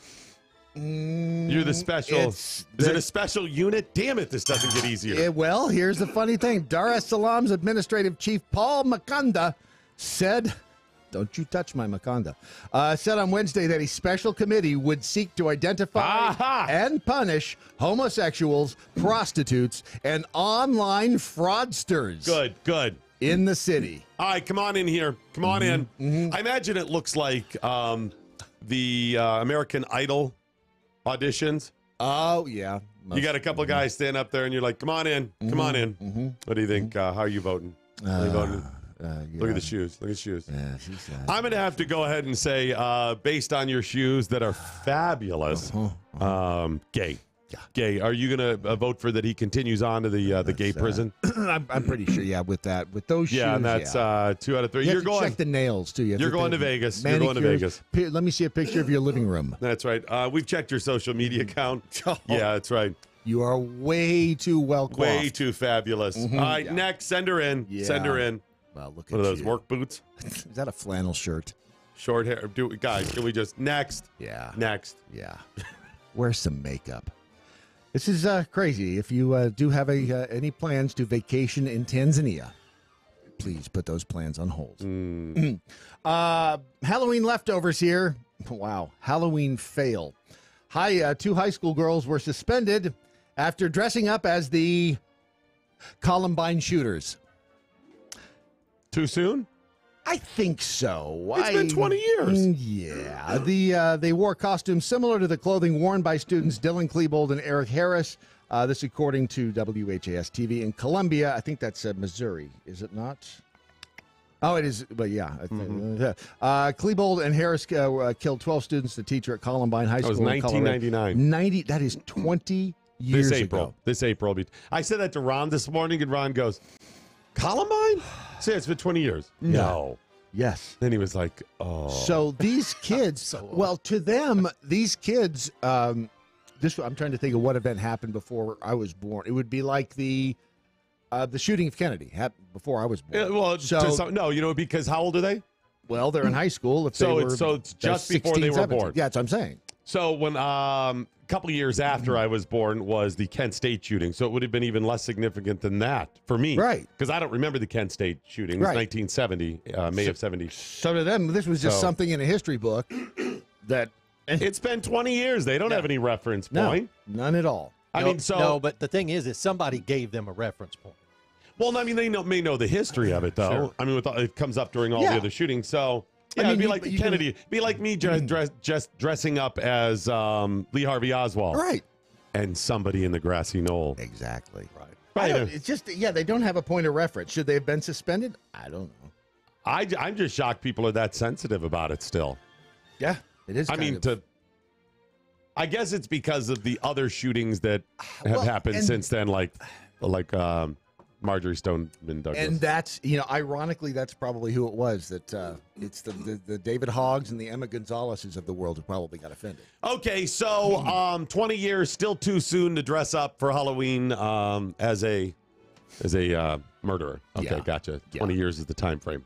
But remember that at the state fairs and things, they have the Titanic ride, the Titanic slide. And that's been a little over 100 years. So I think you need to wait another 80 years, and then you can dress up as anybody you want to that killed anybody. Well, I remember as a kid, people would joke about the Titanic, so it's far less than 100 years. So, I mean, that's they would joke? What was the joke? What do you get when you cross the Atlantic with the Titanic? What? Halfway. Hey, I see what you did there. We will continue our headlines in just a second. First, though, this portion of your headlines brought to you by Mojo Wild Rice. I love me some MojoWildRice.com. It is fantastic. You may know it as Nostalgia Wild Rice, but we call it Mojo Wild Rice just to make it easier for you because most people have trouble spelling Nostalgia. If you don't, fine. Go ahead, type in Nostalgia.com. It goes to the same place. Good luck, MojoWildRice.com starts with the only native grain to North America, and it is that wild rice. It's not the wild rice that maybe you think. The guy in the orange box, the orange box with the black guy on it, it's not like that. This is a different wild rice. Unless you've had from Minnesota, you probably have never had it. It's a different texture, different taste, but it is fantastic. And it is uber healthy. It is probably the healthiest rice you can get. So it's healthy for your Uber. It is healthy for your Uber and the rest of you. But it tastes great. You will love it. It's the perfect combination. It is a superfood and it tastes good. I mean, you know what's really good for you? Kale. How's kale? Actually. Do you like kale? I had kale chips one day. They were good. Okay. Of course, they had spices on them. So. There it is. Exactly. This is good by itself. You don't have to doctor it up nearly as much. There's a lot of foods that are great for you that are superfoods, not great. In fact, I'll say this. It tastes better than quinoa without any seasoning. Yes, it does. Quinoa is very bland. I like quinoa, but it's fine. This is a superfood, naturally gluten, cholesterol free. It's almost a complete protein by itself. It has trace minerals and vitamins. It is awesome. And it tastes awesome as well. MojoWildRice.com. 18 varieties of jellies, jams, syrups, including 4 flavors of just pepper jam alone. They have a beer jelly and a wine jelly as well. You will love it. Oh, we just tried their soups last week. I had had one of their soups years ago, but the soups we had last week, awesome. They are incredible. And they're simple. You simply cook them for 20 minutes just after adding water. You're good to go. And you have to cook them that long because you're cooking the rice in them as well. So let me get this straight. You just cook them and eat them. You just cook them and eat them. That is so simple. MojoWildRice.com. It is Monday, November 5th. Don't forget, T-minus 1 day until the most important election of our lifetime. And for you Democrats, the election has been moved to Wednesday. You'll be voting on Wednesday this year. Well, it's so busy, they want to be able to accommodate everybody. Yes, they do. And so you just go in on Wednesday, and we'll be good to go. Yep, absolutely. 49 days until Christmas. Oh, my gosh. I hope somebody hears us, gets confused, and blows a gasket. I hope. Wouldn't that be amazing publicity for us? I heard Mojo 5-0 say Democrats voted on Wednesday. That's the reason they disenfranchised me. Yes, we did. Yep. If you're so stupid to not check, I'm going to go ahead and, that's right. That's right. It is National Love Your Red Hair Day. What did Ron decide it was? National Designated Day? Donut. I can't see that far away. Donut Day. It is. National Donut Day. Donuts. Hey, Ron, you're from Texas. You're from this area. Yep. What's with all the donut shops in Texas? I don't know. They're fronts. Actually. They're fronts for prostitution. It's got to be something. We have. Every strip mall you go to in the Dallas-Fort Worth area, every one of them. You go into some of them, what's in most strip malls? Okay, if you go into the ones near the mall, it's a Michael's and whatever. And you go into other ones, you got, everyone in Texas, or in Dallas area, everyone is a donut store, and it's not a Dunkin' or a Krispy Kreme. Nope. There's some of those. They're all independents. But they don't say Brad's Donuts or Ron's Donuts. They just say donuts. Well, some say donuts and Colake. That's right. That's kolache, you mean? Kolaches.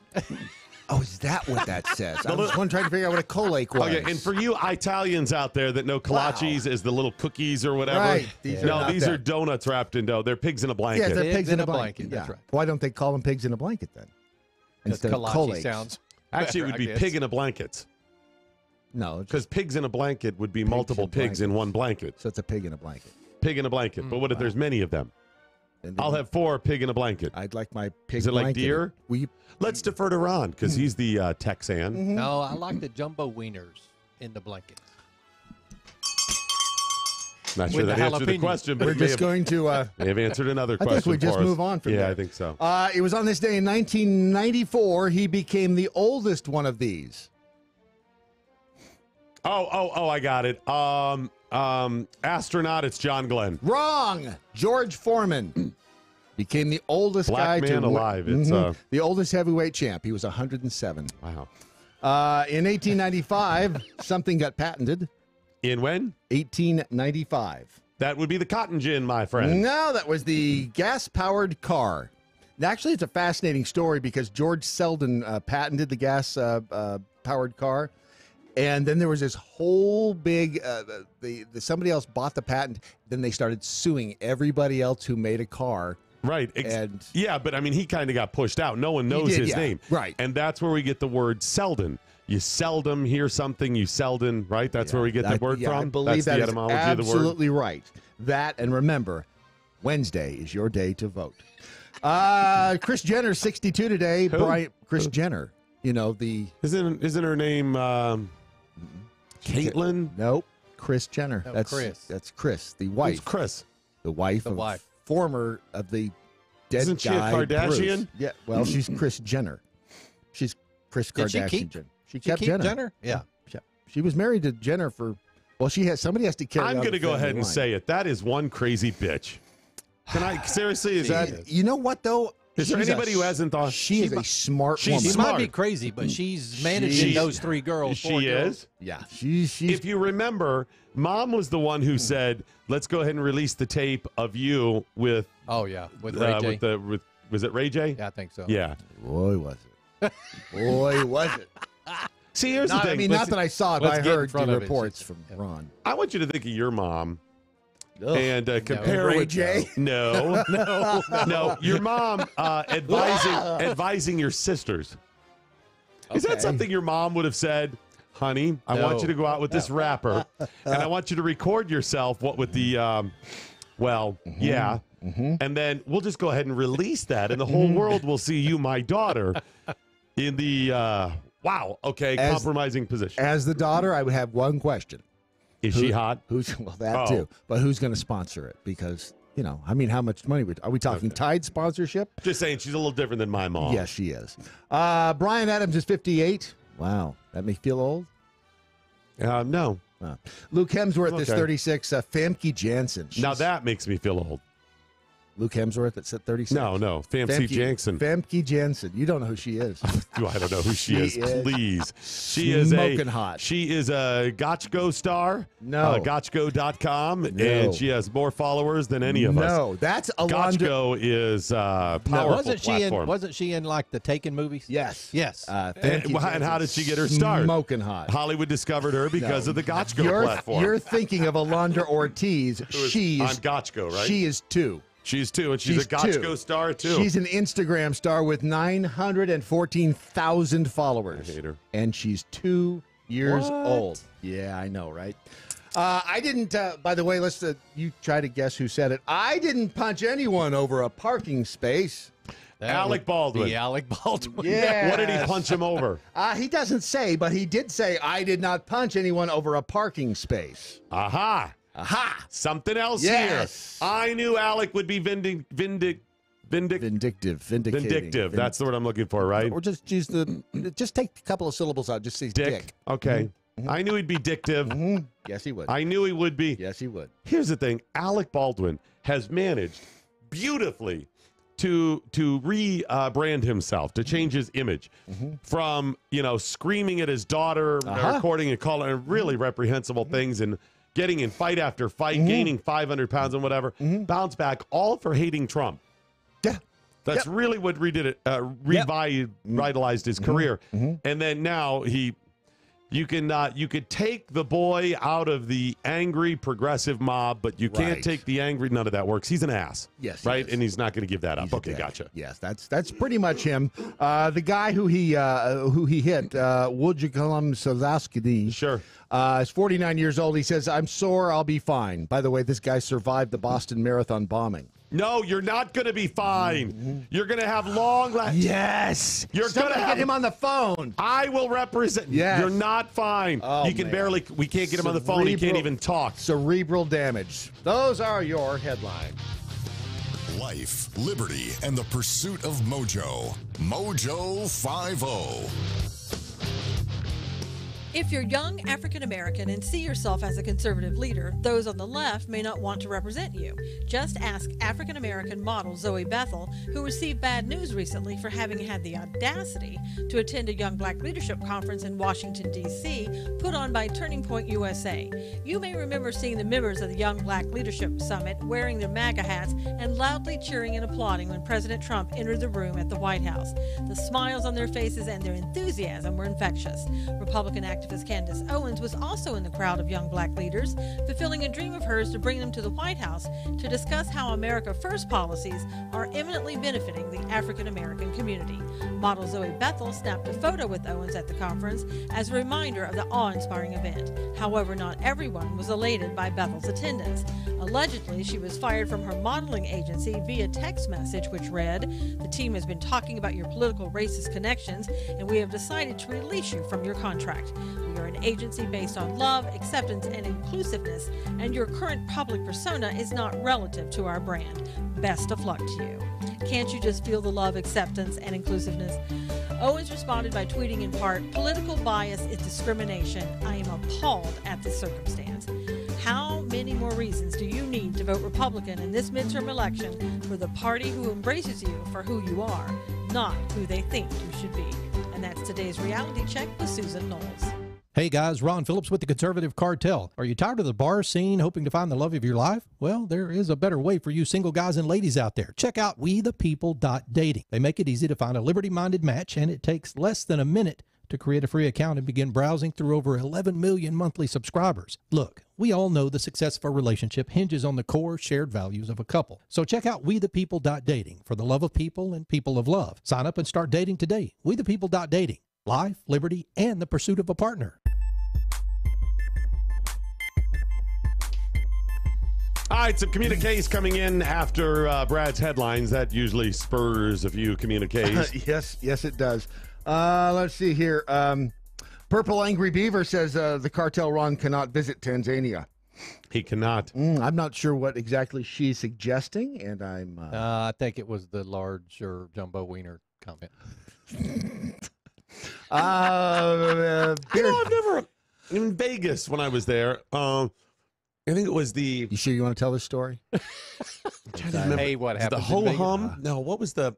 What'd you right say next about to humming? the Stardust, there was this cheesy little casino. I don't even know if it's still there. I can't remember the name of it. But one of the little touristy things, and this is 20 whatever years ago, they had one of those foot-long jumbo wieners for like 49 cents or 29 cents or something. Boardwalk, I think. That was down further. The Boardwalk may have had them too, but the Boardwalk was down to the south end. You had to go down further to get the jumbo wiener? You did, but I think you could get it at either end. Because the one... nice. So the Boardwalk was down next to Caesars and that. Right. And then at the other end, you would get it next to the Stardust. I can't remember. They had like little umbrella-shaped lights or something like that. Is the Stardust the front or the back hole? It's neither now. Okay. Yeah, they blew it up. They blew it up. And I love the Stardust, but they had these. It was huge. I mean, it was gargantuan. It was like a 7-pound wiener. It was like the size of your leg, and it just looked too big to me. I never tried it. Way too big. Said no one ever. Way too big. I don't Bearded know. Larky Farkin. The big wieners just do not look attractive. I got to be the appropriate size. What am I going to do with all that extra wiener? That's true. And I mean, you get full quickly. The meat to bun ratio is screwed up. No one ever. Yes. That's right. Exactly. Because, I mean, it's about the ratio. I mean, listen, look. Do you think, when you think of good quality meat, do you think hot dog? No, I think... Hot dogs, in my mind, have to be accompanied by something else. Beans and franks. You got some bun with it. Okay. I mean, you can put steak on a bun. You can just eat steak by itself. That's called the steak burger. I mean, and you can eat a hot dog. You can eat a wiener by itself. You can, but do you prefer it by itself or with something? I enjoy my wiener in the bun. That's what I'm saying. So when you get those huge, really big wieners, just too much. Well, it's too much meat. If you can find the right size bun for it. But they were cheap. You need some big buns. I don't know if they still do that anymore. They also give out fanny packs, ironically. They did. All right. Can I just, in defense of fanny packs? No. What is hold wrong? on, Wait a minute. hold on You a second. can't defend Can we, fanny packs. hang on. Yes, I think I he can. Ron. I think he can. I do.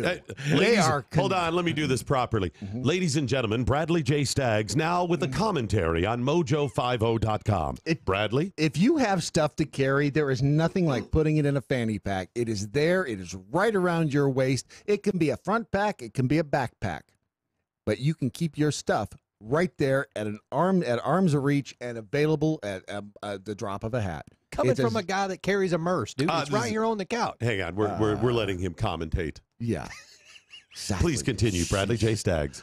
That's pretty much it. I mean, I don't have to there's not a whole lot of words you need to defend fanny packs because they are so convenient. You can keep a lot of stuff in a small place. This has been Bradley J. Staggs with a commentary. His views do not reflect those of sane people, Mojo50.com, our advertisers, or straight people under the age of 50. Fanny packs are coming back, by the way. Okay. I've seen them around town. I'm just saying. Just saying. They're Folks, I offer this platform now for you to comment on Brad's commentary. Please get the communiques in. Anyone wants to commentate on that? They're a bit of a fail, Brad. Sorry about that. I've never had a wiener that was too big for me. Says Purple Angry Beaver. Okay, good. Now, I told you they had the fanny packs there. Yes. There was a restaurant out here, a little hole-in-the-wall stop in Baker, California. Oh, yes. And Baker is on the way from Vegas to L.A. Yeah. You stop out there. You go for hours in the desert. There's not a lot out there. It was called the Bun Boy Restaurant. I don't know if it's still there. I am not making this up. Rock Hudson went there a lot. It was the Bun Boy Restaurant, and their touristy claim to fame, because, some people are like, it's the second largest ball of twine. We have the third largest ball of mud in North America, right? We have the 13th largest ball of tinfoil in this state, like this. Their tourist trap at the Bun Boy restaurant was the world's largest thermometer. Well, you're in the desert where the temperature matters. I'm serious. And I can understand how that would be because everyone's out there going, man, it's so You know how hot. you go to a state fair and you got the little hammer and ring the bell? Yes. It was like that. It was upright, whatever. World's largest thermometer at the Bun Boy restaurant. How tall was it? I don't know, but it It was large. big, wasn't it? It went above the roof, didn't it?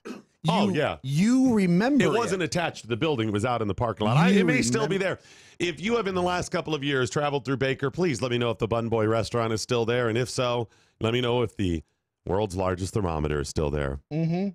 By the way, if we end up in that area, cat almost out of the bag there. Whoa. Wow. Careful. If we end up in that area, and we might, you guys, we have to check out the Bun Boy restaurant ourselves.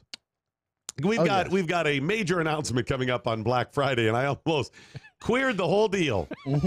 Yep, you almost messed the whole thing up. In the middle, I was like, don't say that. You can't say shouldn't. that. You can't But say couldn't it. stop My inner yourself. voice, I was like, stop. Wait, don't. Listen. I went full Matt Locke there for a second. Yes, you did. I thought you were channeling him for just a moment. Mojo Jackhole Eric, Doc Thompson will only eat large hot dogs with appropriately sized buns and corresponding Thank sized you. beans. That's what I'm saying. It's got to be balanced. I'm funny about those sort of things. Not that they're bad, but, you know. Have you ever eaten an uncooked hot dog? Because they're actually cooked. Most hot dogs, they're not raw. Right. Yeah, you can eat it right out of the package. Absolutely. Have you ever done that, You though? can grab the package and stuff that whole thing right in your mouth. Of course. Without really getting it hot first. 'cause it's already cooked. But have you ever done that? Because it's a little weird to It me. is weird because there's nothing like cold. That's that cold meat feeling. And you chew, it's just, it's. And yet I've cooked them and had them cool off and eaten them where they're still cold, but it just seems like you they're gotta blow raw. on You them a know? little. If they're too hot, you just blow on it. It gets the That is gets the true. temperature I'm not saying too hot. I'm just saying they Right. seem weird if you don't cook them. To burn like the it's roof of your eating mouth. raw. Yes. Raw meat. You don't want that. Yeah. Well, once those juices start leaking out, especially when you bite in, it really burn. Let's play Who Said It? All right, I like this game. Are you ready? Ladies and gentlemen, it's time to play Who Said It. I'm going to give you a statement, Brad, and you All right. tell me who said it. All right. Quote, just go vote for Beto. I He's a special guy. Do you want the whole thing? Yeah, sure. Because if you ring in too early, then Ron gets a chance to steal. Oh, I If didn't know you I get was it playing wrong, again. Oh, I have a okay. you get a chance to steal. Ring in when you're ready. All right. Just go vote for Beto. He's a special guy, especially in the times we're in now. And you get so tired of all the lies and divisiveness and fear-mongering and race baiting. It just diminishes all of us. It makes us feel strange. Yes, Brad Staggs. Taylor Swift. No, that's incorrect. Ron, this is a chance for you to steal before we go to the sudden death round. Hillary Clinton. The Spurs head coach, Greg Popovich. You know, I generally like to get all of my political advice from a head coach, but, you know. I mean, he's a head coach. He's not just any coach. And it's of the Spurs, and they're here in Texas, you know. Yes, they are. So. How many guesses would I have had to have given you before you got to Greg Popovich? We'd be here until 2020. Exactly. Never. You're like, I don't know. I don't care. Yeah. Guess again. At that point, That isn't all he said, though. Oh, good. There's more. He also said, and by the way, remember, it makes us feel strange. All the divisiveness. He went on to say, when I think of Beto or listen to what he says, I feel like what I thought America was supposed to be. He's classy. He's thoughtful. He's intelligent. He's civil. O'Rourke is out for the people. He wants everything to be fair. He wants justice.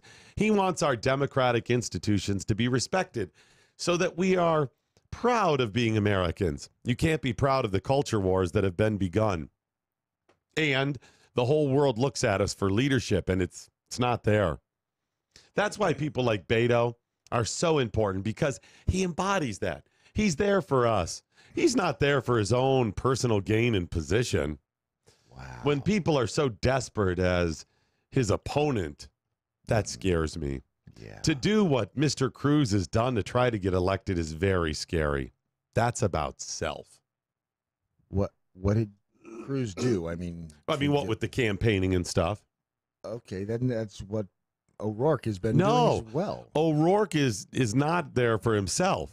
Oh, he's not there for personal gain and position. No, couldn't possibly be there. Not like his opponent. Right. That's scary. Right. Yes. What Mr. Cruz has done to try to get elected. Very scary. It's not wrong. It's not inappropriate. It's, quote, very scary. Right. Scary. It's frightening. Because remember, O'Rourke, I mean, he embodies everything that doesn't make us feel strange. It feels like what I thought America was supposed to be. He's classy. He's thoughtful. He's intelligent. He's civil. Did O'Rourke write this for him? He's on the payroll, apparently. Guess what? Greg Popovich is joining a new team. Wow. Yes, he is. The O'Rourke All-Stars. Wow. That is, that's a lot of words strung together. Are you ready for another round of Who Said It? And remember, if you ring in too soon, your opponent gets a chance to steal. All right. Much like Ted Cruz is trying to steal the election I see what you from did there. Beta O'Rourke. Yes, right. Okay. Who said it? Quote, we must vote against Republican control. Yes, Brad Staggs. Oh, there was more? I didn't know there was more. Yes, go ahead. You must answer now. Taylor Swift. No. Ron. No, I would like to hear the rest of it, please. Chuck. Typically, people in positions in power today are not projecting their best. Many are cowardly, complicit enablers acting against the interests of the United States, our allies, and democracy, encouraging extremists at home and embodying our adversaries abroad and threatening the livability of our planet. Would you like one more line? There's more. Good grief. Many do not respect the offices they hold. They lack or disregard a basic knowledge of history, science, and leadership, and they act impulsively, worsening a toxic political environment. Who said it, Ron? I would say Rosie O'Donnell, but she didn't talk like that. So Barack Obama. No, Captain Sully Sullenberger. What? Oh, no. Chesley. No. Oh, Chesley. Remember Sully, who landed the plane? Oh. Miracle on the East River? Why? Hudson. Why? Why? Because he's... Why? You know, he's been a registered Republican his entire life, but now we have to vote against Republican control. He said a little bit more. Maybe this will help clarify. He said the current absence of civic virtue should not be normalized. We must rededicate ourselves to the ideas, values, and norms that unite us and upon which our democracy depends. We must be engaged and informed voters, and we must get our information from credible, reputable sources. We cannot wait for someone to save us. We must do it ourselves. This election day is a crucial opportunity to again demonstrate the best in each of us by doing our duty and voting for leaders who are not committed to the values that, are committed to values that will unite and protect us. Did he take what Hillary Clinton said and believe it? When she said, if the Democrats win again, can I honestly help you out, seriously? Please do. Sully is old. Yeah. Okay. Listen, old folks that are in the audience, older folks, I guess that's better clarifier for me. Right. Yes, probably is. Man of your advanced years. And this is not an insult. This is just true. As you get older, your views change a little bit, and you've got to be really careful about this. And men, quite often, you become pussies when you get older. Does happen. It does tend to happen. There's a little bit of that is good, where you shave off a little of the testosterone of the youth, the blind, let's go, run them all through, giving them cold steel on the battlefield. Right. And you react a little slower with life experience and knowledge, and that is a very, very good thing. But if you're not careful, you lose your testicles. Now, the other side is there are some older dudes who just become mean, and that's bad as well. You're supposed to maybe react a little slower and with a little more knowledge and experience guiding you. Right. But quite often, they honestly become weak. Now, the good news is quite often the ladies become a little more assertive. Yes, they do. You got your mom or grandma or your aunt or great aunts who's telling dirty jokes now. Love it, love it, love it. Right? I mean, yeah, that's true. That's a really good thing where they become a little less sensitive to the. He said something that was that was the dirty joke. I know. I kind of overheard the word hair, and I just knew it must be a dirty joke. Right. Yeah. That's what's happening here. I think men just get tired of. We just grow weary of the battle.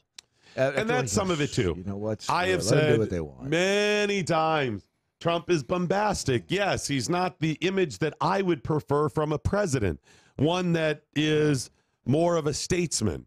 You're right. I don't like the divisive nature. But if you're telling people to vote against Republican control because you think that's the divisive part, right, and you think it just started with Trump, you are doing everybody a disservice. And it makes me question if Sully was really Republican. And what were you, a Republican or were you an American? Were you Republican or were you a conservative? If you're really an American, then stop. If you're really trying to be above all of this, then stop playing more into it. Pastovich, Sullivan, both of you are playing into this, the very thing that you're claiming to be fighting against. Right.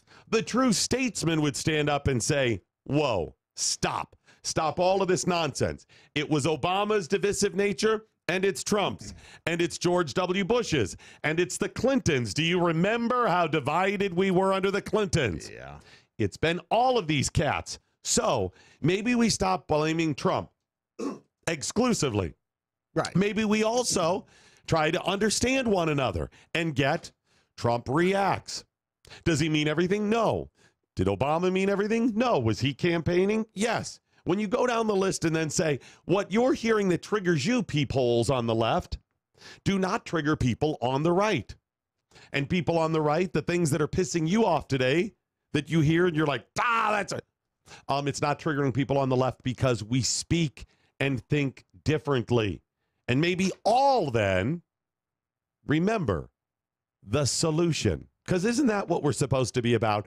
If Sullenmeyer and Pasta Graham, whatever, if they're really out there upset about this stuff and want better, not Beto, better. Better. Yes. Then what you're looking for is a solution. Yours is not a solution. You're both still playing the party system and chastising some people. The solution is quite simple.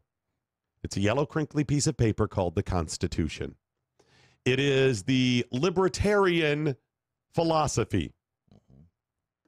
That is, leave people the hell alone.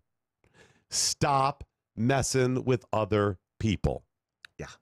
They want a 1 pound, 17-inch Wiener from Vegas. Go and get it. Stuff it in the bun. If you want to smoke your doobage, fine. Leave other people alone. Stop trying to push your crap on everybody else by indoctrinating them in our schools. And we'll all be fine. But the reason we don't do this is because those parties realize that keeping us at each other's throats is what keeps them in power. Yes. And Trump is a carnival barker. He's P.T. Barnum. He knows how to stir up the crowd. He knows what to say. He knows how to get out there and troll everybody. And this, get used to it, is the future of politics. This is it.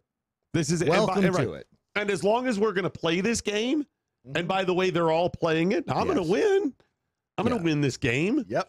And by the way, as long as we're going to play this, I'm going to enjoy the trolling for just trolling. Yeah. I'm going to enjoy Trump's trolling. I call him out, even when he trolls, and I think it's funny. I'm like, yes, that is not what I hope for from a president. But as long as they're going to do this, folks, the world did not start with Trump. We didn't start the fire. He didn't start the fire. Obama trolled like crazy in his own ways. So stop this. So as long as you're not going to have any memory of Obama's trolling and failures, I'm going to go ahead and support Trump's trolling. Well, to be fair, Obama read the newspapers a lot because that's how he got his news. That is true. I just saw it this morning. This morning, on the newspaper. How did I know about the IRS targeting that started just the day after I met with the head of the union of people who ended up targeting the people for... Just in the newspaper. Get your communiques in, and please follow us all across social media. And please, if you would, donate to our crowdfunding campaign. It's an Indiegogo account. You can find the link at mojo50.com. It's right at the top in the red banner. Here's the thing, folks. I hate asking people for any help, any money. I hate it. I despise it. But I realize we've got to grow quicker. This has been a huge problem for me around here, struggling with, do we do this? But we're doing it. We need to grow quickly. The faster we grow, the faster you grow. The faster we grow, the more you get beyond all of this stuff. And you finally have entertainment and media that is not just run by left-wing nuts. It's not even right-wing nuts. It's people who believe in personal freedoms that are not politically correct and can joke and can leave it at simply, you don't like us? That's cool. Well, we Go do elsewhere. We do enjoy killing. We'd like to see political correctness dead by the side of the road. Yes, with we a do in that sword regard. through its heart. Yes. Yes. How do you kill zombies? You have to put a knife in their brain. Okay, because I want that as well. Because I don't want this PC to come to get revived. We will like put a this. knife in the brain of the PC. Okay, good. zombie. Want to make sure. Yes. So please donate anything you have, $5, $10, $100 bucks. It's just at mojo50.com. You can also look it up at Indiegogo. We do have a super double secret prize level or donation level where we give you a prize. Remember, the donations are donations. We just wanted to throw something in there. We know a mug isn't valued at $50. We're just trying to give you a little something Our back. mugs are. That's right. But we do now have a super double secret prize pack for $100,000 donation. I can't tell you what it is. Well, then how do you get somebody to donate that here's 100,000? Because here's what I'll say. All right. Okay. It is, of course, secret and super and double secret. But if you need a guide to what's going to be in it, right, it is 1/10 of the $1 million prize pack level, which is what's the $1 million prize pack level? It's platinum secret. All right. So no hints. No, I 10 mean, times. You're just going to have to take a So I roll of want the you to dice. envision what would be in the $1 million donation level, right? Just imagine what would come with that, because the 10,000 is dinner. Patrick and I, Chef Patrick and I, fly to wherever you are within reason, and cook you dinner and hang out and get buttered up with you and the whole thing. Not going to Tanzania. No. So you got that right. So now imagine what $1 million prize would be if you donate $1 million to us. You right? guys won't show up at their house and cook dinner. That's exactly right. That's part of it. Yes. So imagine what $1 million, 1/10 of that is the super double secret $100,000. So that gives you a perspective, right? Just get out your checkbook. And does anybody have a checkbook anymore? I do. Wow. And thank you so sincerely. Thank you for your donations. We really appreciate it. Yep. The more we grow, the more you grow. And the more you can hear people like Bearded Larky Farkin saying the Constitution is the United States equivalent to the Holy Bible. Yep. It is, and it's freedom, and it's so absolutely wonderful. I know people on the left probably get tired of hearing people. Well, not now. They found the Constitution now. If I just feel like if I could sit down with so many of them and just have a conversation, most of them would get it. There'd be extremists who don't, but most of them would get it. Hey, what is your motivation? Because of this, that, and the other, fine. I'm cool with that. Go and do your thing. Can you just leave me the hell alone? And by the way, if you're like, well, guns are different, Doc, because people are using them to kill people.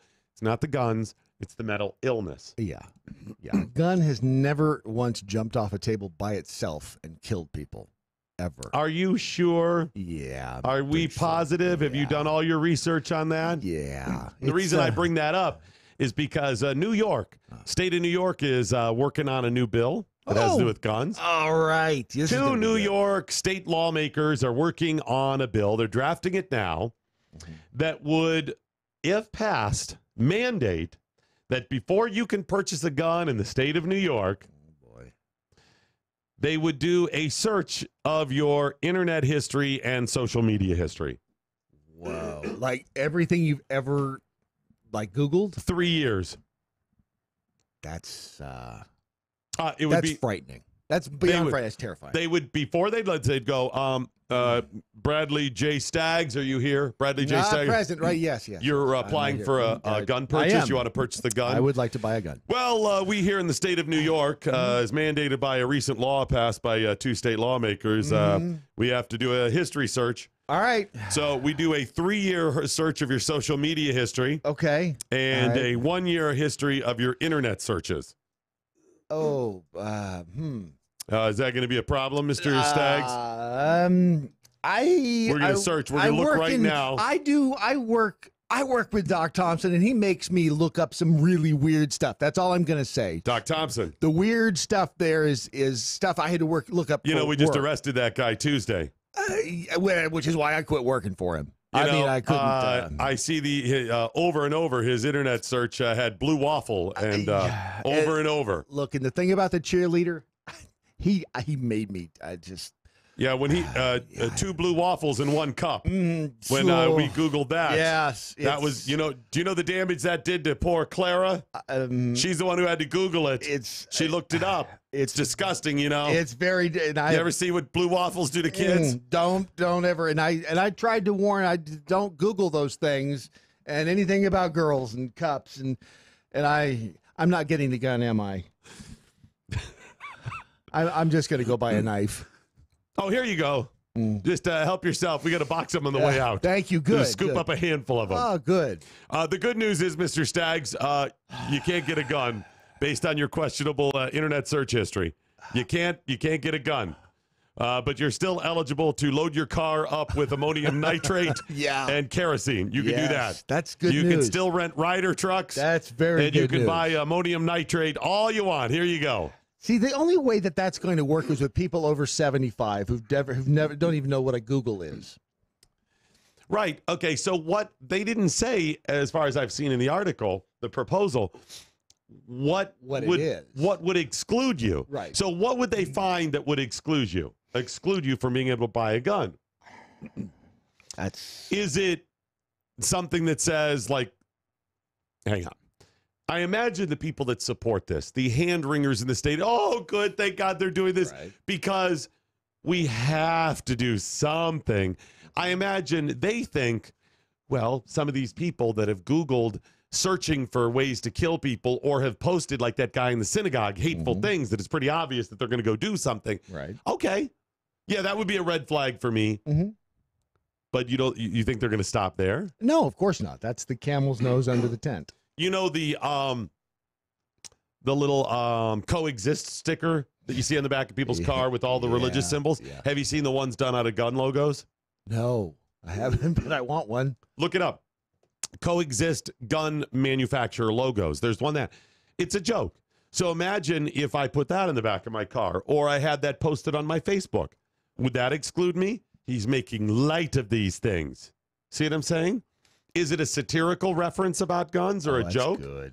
Right? That's good. Why don't you go ahead and tweet that out, too, and post it on across social media and put it on the MeWe account as well. So there's the failure. They don't explain what would stop you from being able to purchase a gun. What it is. What would the violation be? Yeah. What are the parameters of exactly what you're looking for? My prediction is this will absolutely pass. My prediction is people in New York will go, this is wonderful. And it will be challenged eventually all the way to the Supreme Court, wasting all kinds of taxpayer dollars defending and fighting for this on both sides. And in the end, the Supreme Court will hear it and it will smack it back down. This is what is going to happen. But it's not going to stop them from trying. This is frightening.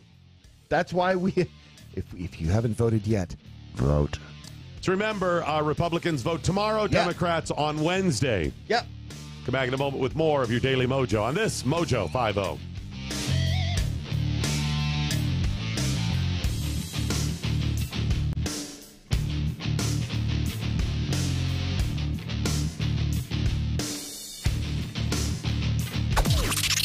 This is the seditious, rabble-rousing, liberty-loving, home of fun, entertaining, and compelling talk. Mojo 5-0. News this hour from townhall.com. I'm Rich Thomason.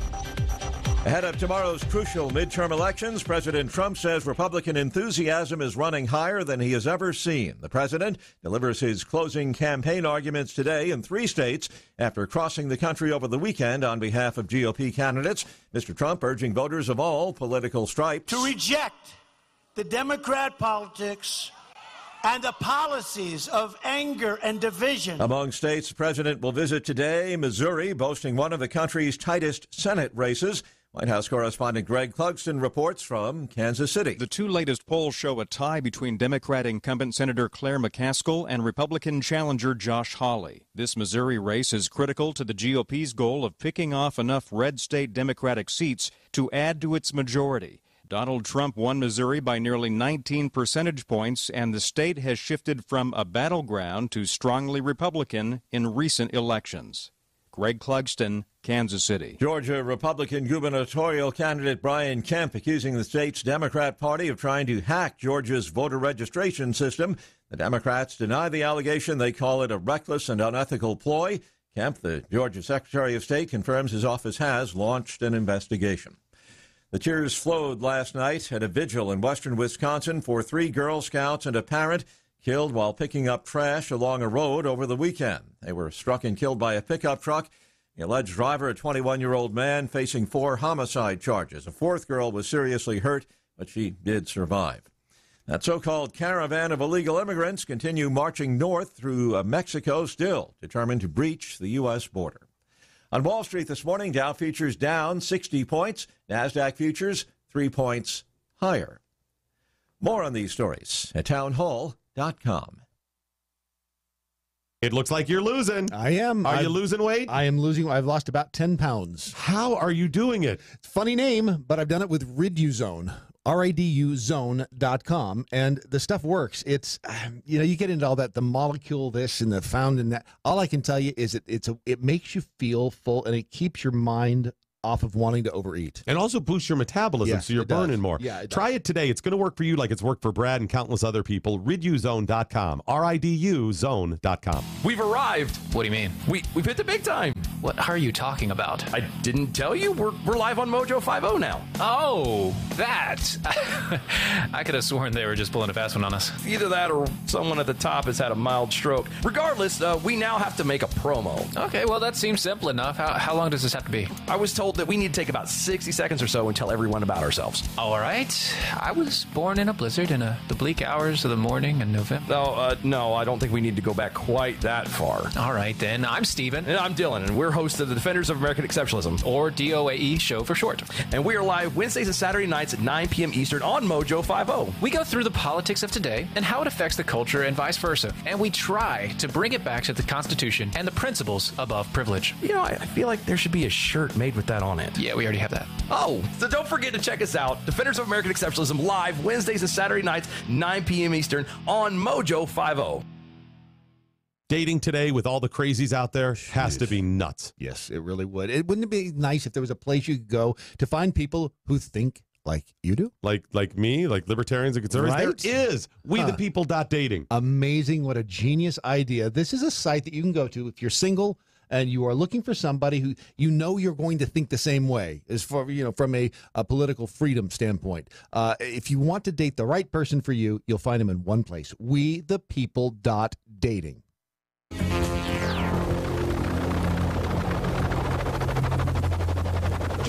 mothership has landed. So Matt Locke comes in here and starts waffling on his predictions, waffling on whether or not the Democrats are going to do better than the Republicans. First he was like, oh, the Republicans got this, and he starts waffling today. What's that about? Waffling. Is that with pancakes? That's what I heard you. I mean, like, I don't know. I think the Republicans, I'm not sure what to believe anymore. Listen. Look. Dude, I've looked at so many numbers this weekend. My head hurts. Well, I just find it interesting. I'm going to talk about it in the program here coming up on the cartel. These toss-up states, if you take them for there's like 51 seats that are within a 2% of the Real Clear Politics national averages. There's a lot that they claim toss-up. Yes. Are all of those legitimately toss-up? No. I mean, I'm looking at these things, and I'll bet you've got 70% of these toss-ups are in conservative areas of the country. Now, I will say that generally, when the party in power are the ones who are challenged more, right? And that's the reason you saw a lot of Republicans say they're retiring. Yes, but still, it seems like this has been a concerted effort by the media to create a scenario, to speak something into existence, to be a self-fulfilling prophecy. If you say it, blue wave, blue wave, blue wave, blue wave, that it will be a blue wave. Right. But I think in today's world, they've missed something. They don't That understand. when Yeah. people on the right are so pissed and have been for so long that they hear blue wave, they're like, well, we got to get out there and fight against it, right? Oh, yeah. And we're seeing here, which now, as the narrative shifts as we get closer to voting, you're now starting to see what the true standing is in the country, and they have to get it right. It's amazing. I was watching Stephanopoulos yesterday, and they had a panel. They had like 12 people up there on this panel, all these long tables, and they're all talking. And every one of them, you can by just listening to what they talk about, they're worried. You could hear it. Oh, yeah. I mean, the things they said, the key terms they used, they've been telling you for so long that this thing is over. What they're doing now is they got a balance between, again, speaking it into existence. It's going to be a blue wave. Get out there. And also hedging it so when there's not a blue wave, they can say, well, we knew that there would. Well, and if that they didn't get it wrong. So let's look at this just in a relative sense of the term, and look at 2016 compared to today. Look at the crowds that showed up for Donald Trump in 16. There was no polling. There wasn't. I mean, that was just a feeling. You see them. People showed up. Did you see the crowds yesterday? It was huge. Macon, Georgia, Tennessee, Montana. Trump is showing up to 30, 40, 50, 60,000 people waiting on him. Do you don't think those people are energized? You don't think they're telling their neighbors? You don't think they're pulling people to the polls? You don't think they're going to vote? When Donald Trump says, hey, go vote for Matt Rosendale in Montana, they're going to go vote for Matt Rosendale in Montana. When he says go vote for Kemp in Georgia, they're going to go vote for Kemp in Georgia. This is not something that's just a fallacy that all these people just wanted to show up to see Trump. Matt Locke and the Conservative Cartel coming up in just under an hour from right now. He'll have more on that. And don't forget, Matt is going to join Brad and me, Ron Phillips. Brad. Ron Phillips. All of us. Yes. Who? Phillips. Ron Phillips. He's the producer in the other room there. Yeah, that's his name. I don't understand. Yeah. What? How's it spelled? Phillips. Like Phillips. Phillips, yes. Phillips. That's not an F sound. The PH in the English language is a F. Well, that makes a lot of sense. Anyway, we'll all be at the studios for FreedomWorks, or FreedomWorks Studios in Washington, D.C. tomorrow night. Our coverage and mockery begins at 7 p.m. Eastern Time, goes all the way up till midnight and beyond. Should there be any significant races that are undetermined, we will broadcast from Washington, D.C., the belly of the beast. And if society breaks down, we will let you know. Unless, of course, they, burn the studio down, in which case we won't let you know. We'll be... I'm taking home the Declaration of Independence. I got news. Yeah. I mean, if crap they start goes writing, down, yes. That's the reason I'm going to D.C. Yep. Somebody grab the Constitution. National Archives right down the street. Yeah. I'm grabbing something. Yeah. I am. Listen, I've said this for years. I have paid into Social Security all these years against my will, knowing that if I die, that my family will get none of it. That's right. Wasn't able to invest that money myself, so here's the deal. Right. Much like if Social Security runs out, if there is a societal breakdown, I got to get me something. And I'm in D.C. There's something. Something for my money. And by the way, Justin Bender. We'll be in D.C. I may take home the Liberty Bell. I may take that home. That's right there. That's in Philadelphia. They moved it? Yeah, they did. Yeah. Huh. A little while. I'll take home part of Constitution Hall, and I'll take that home. It's Philadelphia. Part of Plymouth Rock. I'm going to take that. That's in all Massachusetts. That. I'm sorry? That's in Massachusetts. Why do they keep moving this stuff? They didn't move the Rock. That's where the Rock has always been. That's where they keep stuff. Well, it seems rather confusing. You could take home the world's largest thermometer. By the way, it still exists. In the Bun Boy. They're not sure about the Bun Boy restaurant, but the Justin Bender over on Facebook said it's still there. However, if you plan on going to thermometer days this year, they've been moved to November 25th and 26th. So thermometer days at the world's largest thermometer is November 25th and 26th out in Baker, the gateway to Death Valley. So that's not a joke about thermometer days. No, that is thermometer days is coming up in this month later on. Why did they change it? It used to be called thermometer days. Well, it's the same people who got a hold of the Caribbean and Tanzania. Thank you, right? Yes. I don't know why they keep and changing harassment. this stuff. Yes, exactly. I don't know why they do either. All right, so we will be in Washington, D.C. tomorrow night. Actually, we'll be there tomorrow morning for the broadcast and Wednesday morning. So we have to travel this afternoon. We'll do the show tomorrow morning, then tomorrow night, the extra coverage. And the cartel's with us. Our friend Mike Opelka on Twitter. He's known as Stunt Brain because he's a stunt brain. He'll be with us in the studios as well. He'll be wearing pants. No, This that's time. me. I'll be wearing pants. Somebody had to be Hopefully you'll all be wearing pants. The circus is coming to town. Yep. Get ready, folks. Yep. Hey, speaking of a circus, that guy, John Kasich, the governor of Ohio, had some thoughts about what's going on as far as the Republican elections, President Trump and such. Oh, good. Yeah, because this ought to be entertaining. John Kasich we need to hear from. All right, here we go. Here's Governor Kasich. I've got to tell you, I don't think this tactic is working because I live out here in a congressional district that is usually won overwhelmingly by Republicans that a Republican won razor thin in a special election. What you're losing with this kind of rhetoric is you're losing Republican suburban women, you're losing young people, you're losing independents because people don't want to hear this kind of talk out of our president. You notice he's not talking about the issues. Right. He's not talking about the votes. He's not talking about what should happen or values. Right. He's talking about rhetoric. And John Kasich, the governor of Ohio who ran for president successfully, said about the president, nobody wants his rhetoric. See, John Kasich, who ran for president and lost, is saying what people don't want out of a president. Oh. See, he lost to the guy who is president. Lost that and he's election. now saying, yes, this is like the Cleveland Browns telling any other team how to play football. Right. So you're saying we shouldn't listen to him, is that what you're saying? This is like Hot and Ready telling anybody else how to make pizza. Right. See, this is how you don't. This is like AT&T saying, okay, here's how you do customer service right. Exactly. Yeah, John, you lost.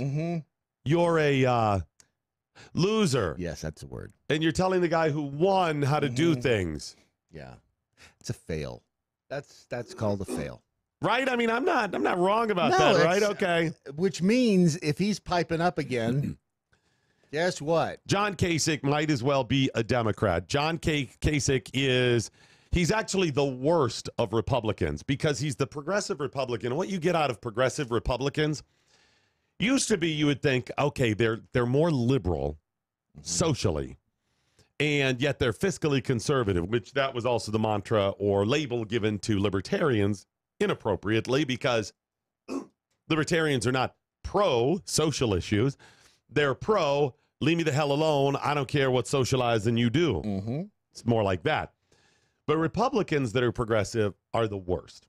First of all, you mistakenly believe they're conservative, right? They're on the right. No, they are about even more control, right? They want to tell you that you must do these certain things when it comes to religion, and you cannot say these certain offensive things, but they also support cronyism. They're not pro-capitalism. They're pro-cronyism because they're pro-corporations. I'm not pro-corporate America. I'm not pro-corporation. I'm pro-capitalism. I'm pro-companies that do things to promote, with capitalism, their products and services. There's the difference. And John Kasich is not that. You're one of those people who's going to say that a company is in business to make money, aren't you? That's I know, right? Try to say there. Chris Murphy, the senator from Connecticut, tweeted out over the weekend in response to the shooting in Tallahassee at the yoga studio. Was it anybody killed in that? Two were killed. Both were killed, though, right? 7 were injured. I think that's two right. killed. Two killed. Yes. He said Connecticut has 300% less gun deaths than Florida. 300% less.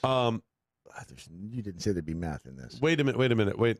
But the thing is, yeah, you're bragging? See, he went on to explain why and offer up some quote-unquote solution, but just take that first line for what it is. So you're going to put that up there as in a bragging? I know you're promoting more gun control in that, and you are going to wrap this that you're helping. But when you say Connecticut has 300% less gun deaths than Florida, is that really what you want to lead with? Then he put, why? Because Republicans let the NRA write their gun laws. Oh, brother. You know what the Republicans did? They're like, come on in, Republicans. Hey, you a Republican? You right there. Yeah. You Republican? I'm a Republican. How about you? Okay, so we're Republicans, and we're all together, right? Yeah, we're here. We're together. The Republicans, are together. We need gun laws written. You want to do that? Yeah, I'll write some gun laws here. I got a better idea. Right. You don't have time for that. Let's just let the NRA write them. That's a good idea. Let's get those. Who has time to write gun laws? Right. Right? And that's what they do. They're gun. They got gun in there. So they're writing the laws. Yeah. Here it is. I have the laws from the NRA. Yeah. And they've written them. Yeah. They're all the NRA laws. It doesn't even make sense. Folks, this is crap. The gun law. You know who wrote our gun laws? The Founding Fathers. Yes. The guys who wrote that Second Amendment. That's our gun laws. Every other gun law has been written by progressives. Think about that. Conservatives and libertarians believe in the Second Amendment. That is the gun law. Any Republican that has written a gun law since then has been as a challenge to some Democrat who wants to change the Second Amendment or limit the Second Amendment. And anything the Republican puts in is to stave off something or to come up with some sort of compromise for the Democrat that is pushing a gun law. Republicans don't traditionally lead with, we need more gun laws, right? That Second Amendment's just not getting it done. We, the Republican, want more gun laws, and we need to get the NRA to write it. Don't you believe that the NRA would be more happy with the only gun law being the Second Amendment? Yes. Now, they have supported certain other gun laws. The NRA has that limit the Second Amendment. They have over the years. But given all of the craziness that's out there being pushed from the left or the Second Amendment, listen, NRA, you can have one of two things. We go only gun law. We scrape everything off the books except for the Second Amendment, or we go full-fledged, full force, the other direction that all the liberals are out there. Which one are they going to pick? They're going to pick Second Amendment. Yep. Okay. So why would the NRA or Republicans need to write gun laws? It's crap. Yeah, of course. It's soggy. The NRA wrote the gun laws. The NRA doesn't have to write gun laws except for when you are infringing the Second Amendment. Now, guess who actually did write Obamacare? The insurance companies. Yeah, I was trying to think of the guy's name who's the author. Oh yeah, the one. What's his name? But yes, yeah, he and some of these other gun laws. These are written by the anti-gun people. They do absolutely do this. Haven't you ever wondered how? Real quick, have you ever read these bills and they're hundreds, thousands, sometimes of pages long? Try to wade through the legalese. Even when they're just 600-700 pages. Imagine if I said, okay, right now, people that are experts at writing this stuff in D.C., right? Lawmakers, their aides and whatever. We need a gun law. We need a law about whatever. Sit down and write it. It's going to be 600 pages. Go. How long does it take them to write that when they have to reference every other law? Where and wherefore, pursuant to U.S. Code, blah-bitty-blah-bitty-blah, Section 418, blah-bitty-blah-bitty-blah, the aforewritten, blah-bitty-blah, the law of 1984, blah-blah-blah, which referenced the law that was first passed in 1926, blah-bitty-blah. It would take months to write that. Yeah. Yet, when one of these things happen, they go, oh, here it is. Here's the law. I have it right there. How do they do it? Because they have already written it. And they could have boilerplate that they just pop in a couple of fill in the blanks here. That's all they do. Yeah. Chris Murphy went on to say Democrats worked with gun safety groups to write ours.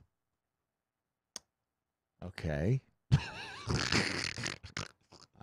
I'm all for gun safety. Then he concludes his tweet with, vote like your life depends on it Tuesday. It actually might. And he meant Wednesday. Yeah, well, He meant Wednesday. I think he meant the first time that, because he's targeting Republicans here. The Democrats are certainly going to support him on Wednesday. Yes. He means on Tuesday because he's targeting Republicans. So something like that. That's true. Vote like your life depends on it. It actually might.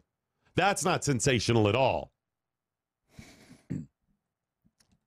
You know, in that yoga studio shooting, one of the guys that worked there, one of the students, he had to attack the gunman with a broomstick and a vacuum cleaner. What was the motivation on that? Did we find out what the guy? He had a lot of rantings and ravings over women that had turned him down. He was, let me tell you. He was crazy. In a word, yes, he was crazy. Okay. He was crazy. That's the bottom line. That's why he went in. But did he know the people there? I don't think he necessarily knew them. I think he's a 40-year-old, blah, blah, blah. I'm just curious. I didn't see the... He posed as a customer, but within minutes of his arrival, he pulled out a handgun without warning and began firing at people in the studio. That's it. So, wow. Very strange. All right.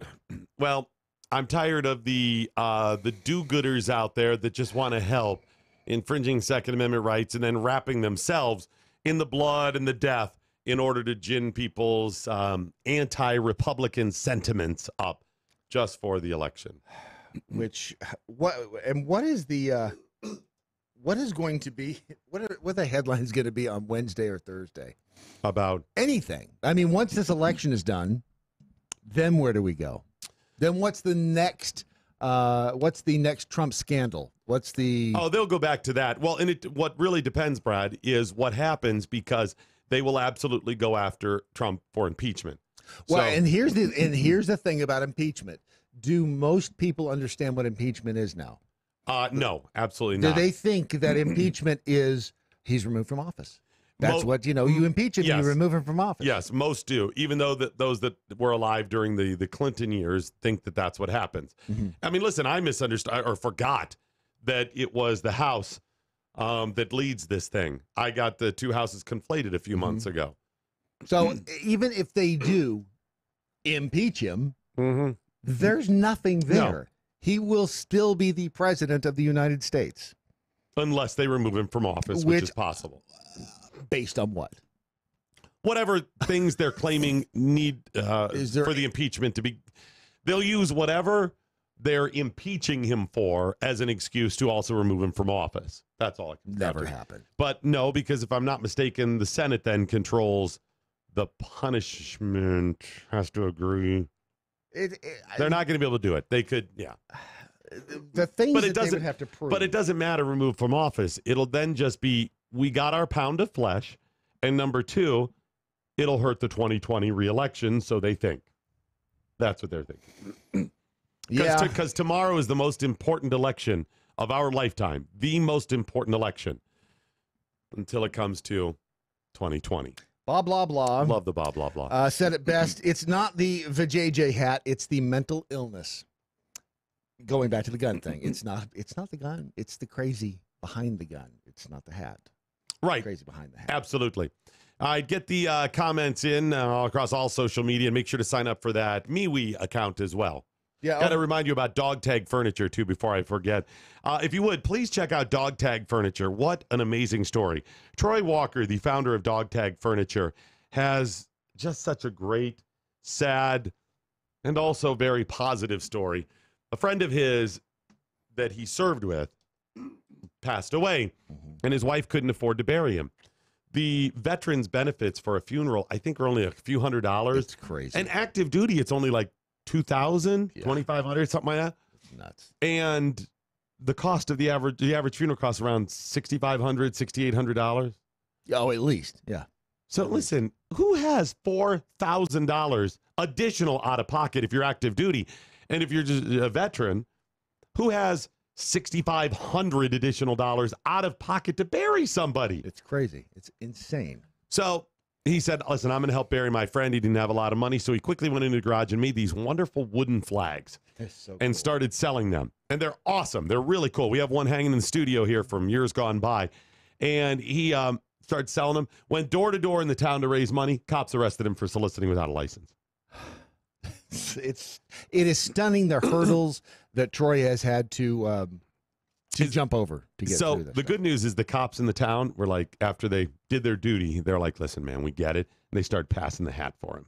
Good. Which is pretty amazing. So anyways, he raised enough money to bury his friend and then realized how many veterans and active service members and their family need help burying somebody who is a veteran active duty. They just, a lot of them don't have money, and there's no charity that specifically helps.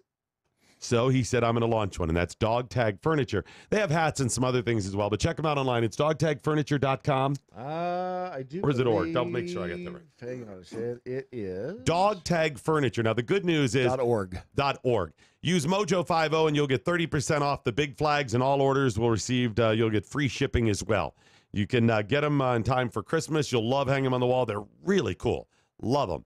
So dogtagfurniture.org, promo code Mojo50. And they're even going to throw one in as part of our Black Friday pack. You can register at mojo50.com.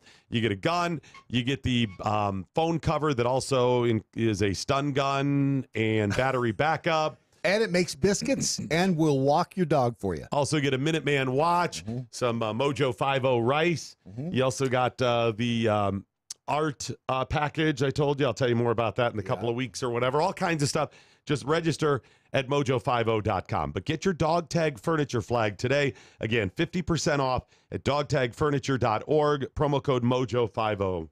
Over on MeWe, Don Cheech put up this meme says it all. It's Kermit the Frog there drinking tea. If non-members of the NRA would stop shooting people, gun violence would drop by 100%. There it is. But that's none of my business, it says. How many of these mass murderers with a gun were NRA members? None.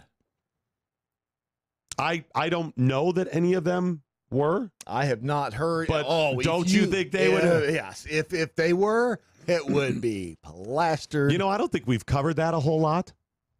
If somebody was an NRA member, if that nutcase in Vegas, I can't remember his name. Doesn't matter. Anyway, if he or any of the others, if they were NRA members, you don't think that would be leading the narrative? NRA members. See, they want to put they want to tie the NRA to these shootings, and the NRA shouldn't be tied to it. The NRA has nothing to do with these shootings, but they keep trying to tie it to them. None at all. So you don't have to worry about the NRA or the NRA members. You have to worry about the crazy people. Yeah, the best they could do with this, the yoga the shooter down there was he was far right and a misogynist. All right. That was it. That's how they labeled him. I'm far right and a misogynist. I know, right? I'm also a misandrist. I hate everybody. Exactly. If you're bothering me, I hate you. Yep. Leave me alone. Yep. Happily promoting the 4 F's: freedom, faith, free markets, and fun. Mojo 50. Wow. Hey, guys, Ron Phillips from the Conservative Cartel. I want to tell you about a new weight loss product that's quickly becoming part of our Mojo 50 family. Okay, so it was launched by this Texas company who have taken the good stuff in olive oil and created a patented product that helps people control their appetite and lose weight. That's right. It's also a big help to keep the weight off. In a 6-year study of former contestants from The Biggest Loser, you remember that show? It showed that when you lose weight, your body actually thinks something bad has happened and it fights back by slowing your metabolism and boosting your appetite. Rid-U-Zone, that's R-I-D-U Zone, contains a patented ingredient that has been shown to boost metabolism and reduce appetite while helping you burn fat. If you are struggling every day with cravings, try Rid-U-Zone. It makes it so much easier to control your appetite and not think about food all day. That's my problem. For a short time, we have a 30% off deal for our show. Just go to riduzone.com and enter code MATT. That's M-A-T-T. Again, that's riduzone.com, R-I-D-U-Z-O-N-E.com. Rid-U-Zone. You cannot retreat to your safe spaces. There are no therapy poodles allowed when facing the truth. And that's just how we like it. Straight, hard-hitting, conservatarian truth. On the rocks. No chaser. No marches, no protest, only small limited government constitutional conversations exclusively on Mojo 50. We get into foreign policy. We get into national politics. We get into constitutional, libertarian, conservative ideology. We put the brakes on the media spin by destroying the lies, dismantling the narratives, and bringing you the stone-cold hard truth. Every weekend on Mojo 50. Join me, Adrian Slade, for a raging hour-long discussion, deconstructing the headlines and delivering you the entire full story. Only on Mojo 50. Live free.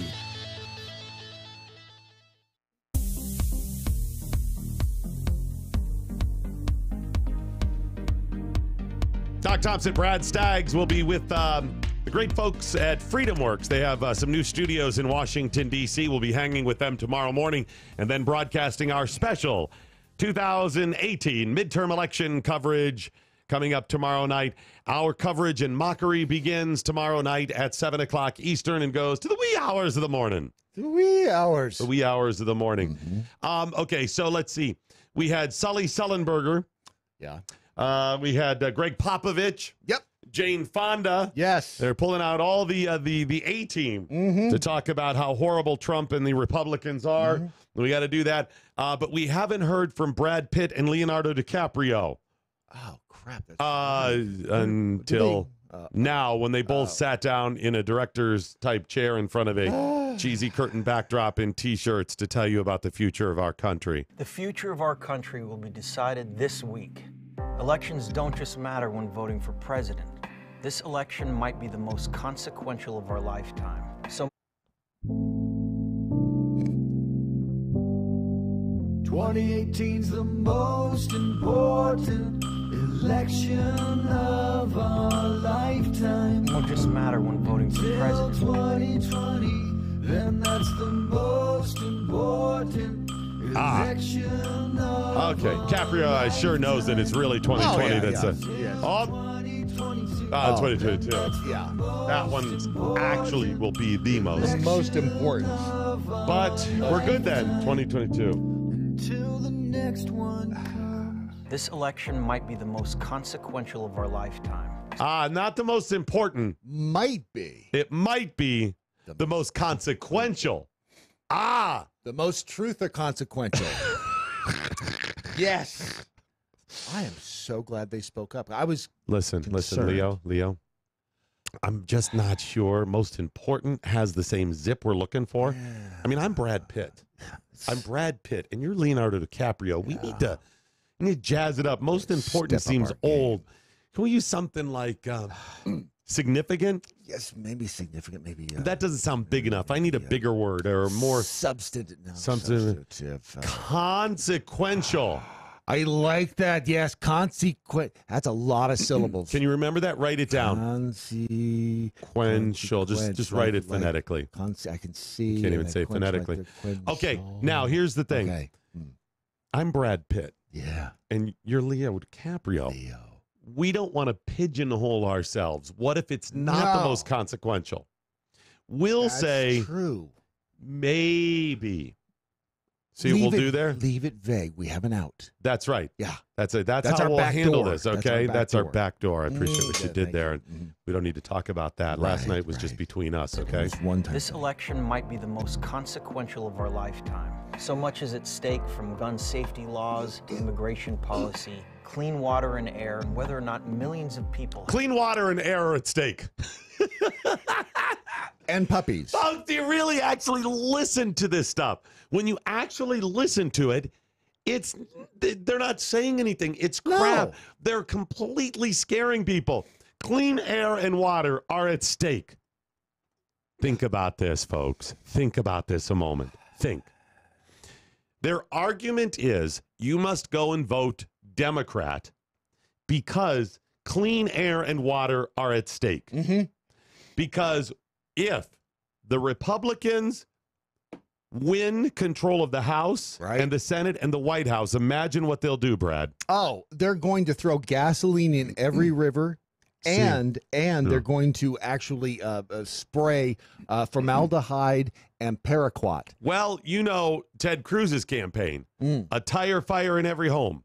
Yeah, that's what he was. Right. I mean, you won't be able to see your hand in front of your face if the Republicans win. Electricity, fossil fuels. No. We want every home to be powered by and heated by tire fires, burning tires. We got so many of them, right? We'll get rid of those things. Yeah, we finally figured out how to clean up those tire dumps. See, there's one failure here. What's that?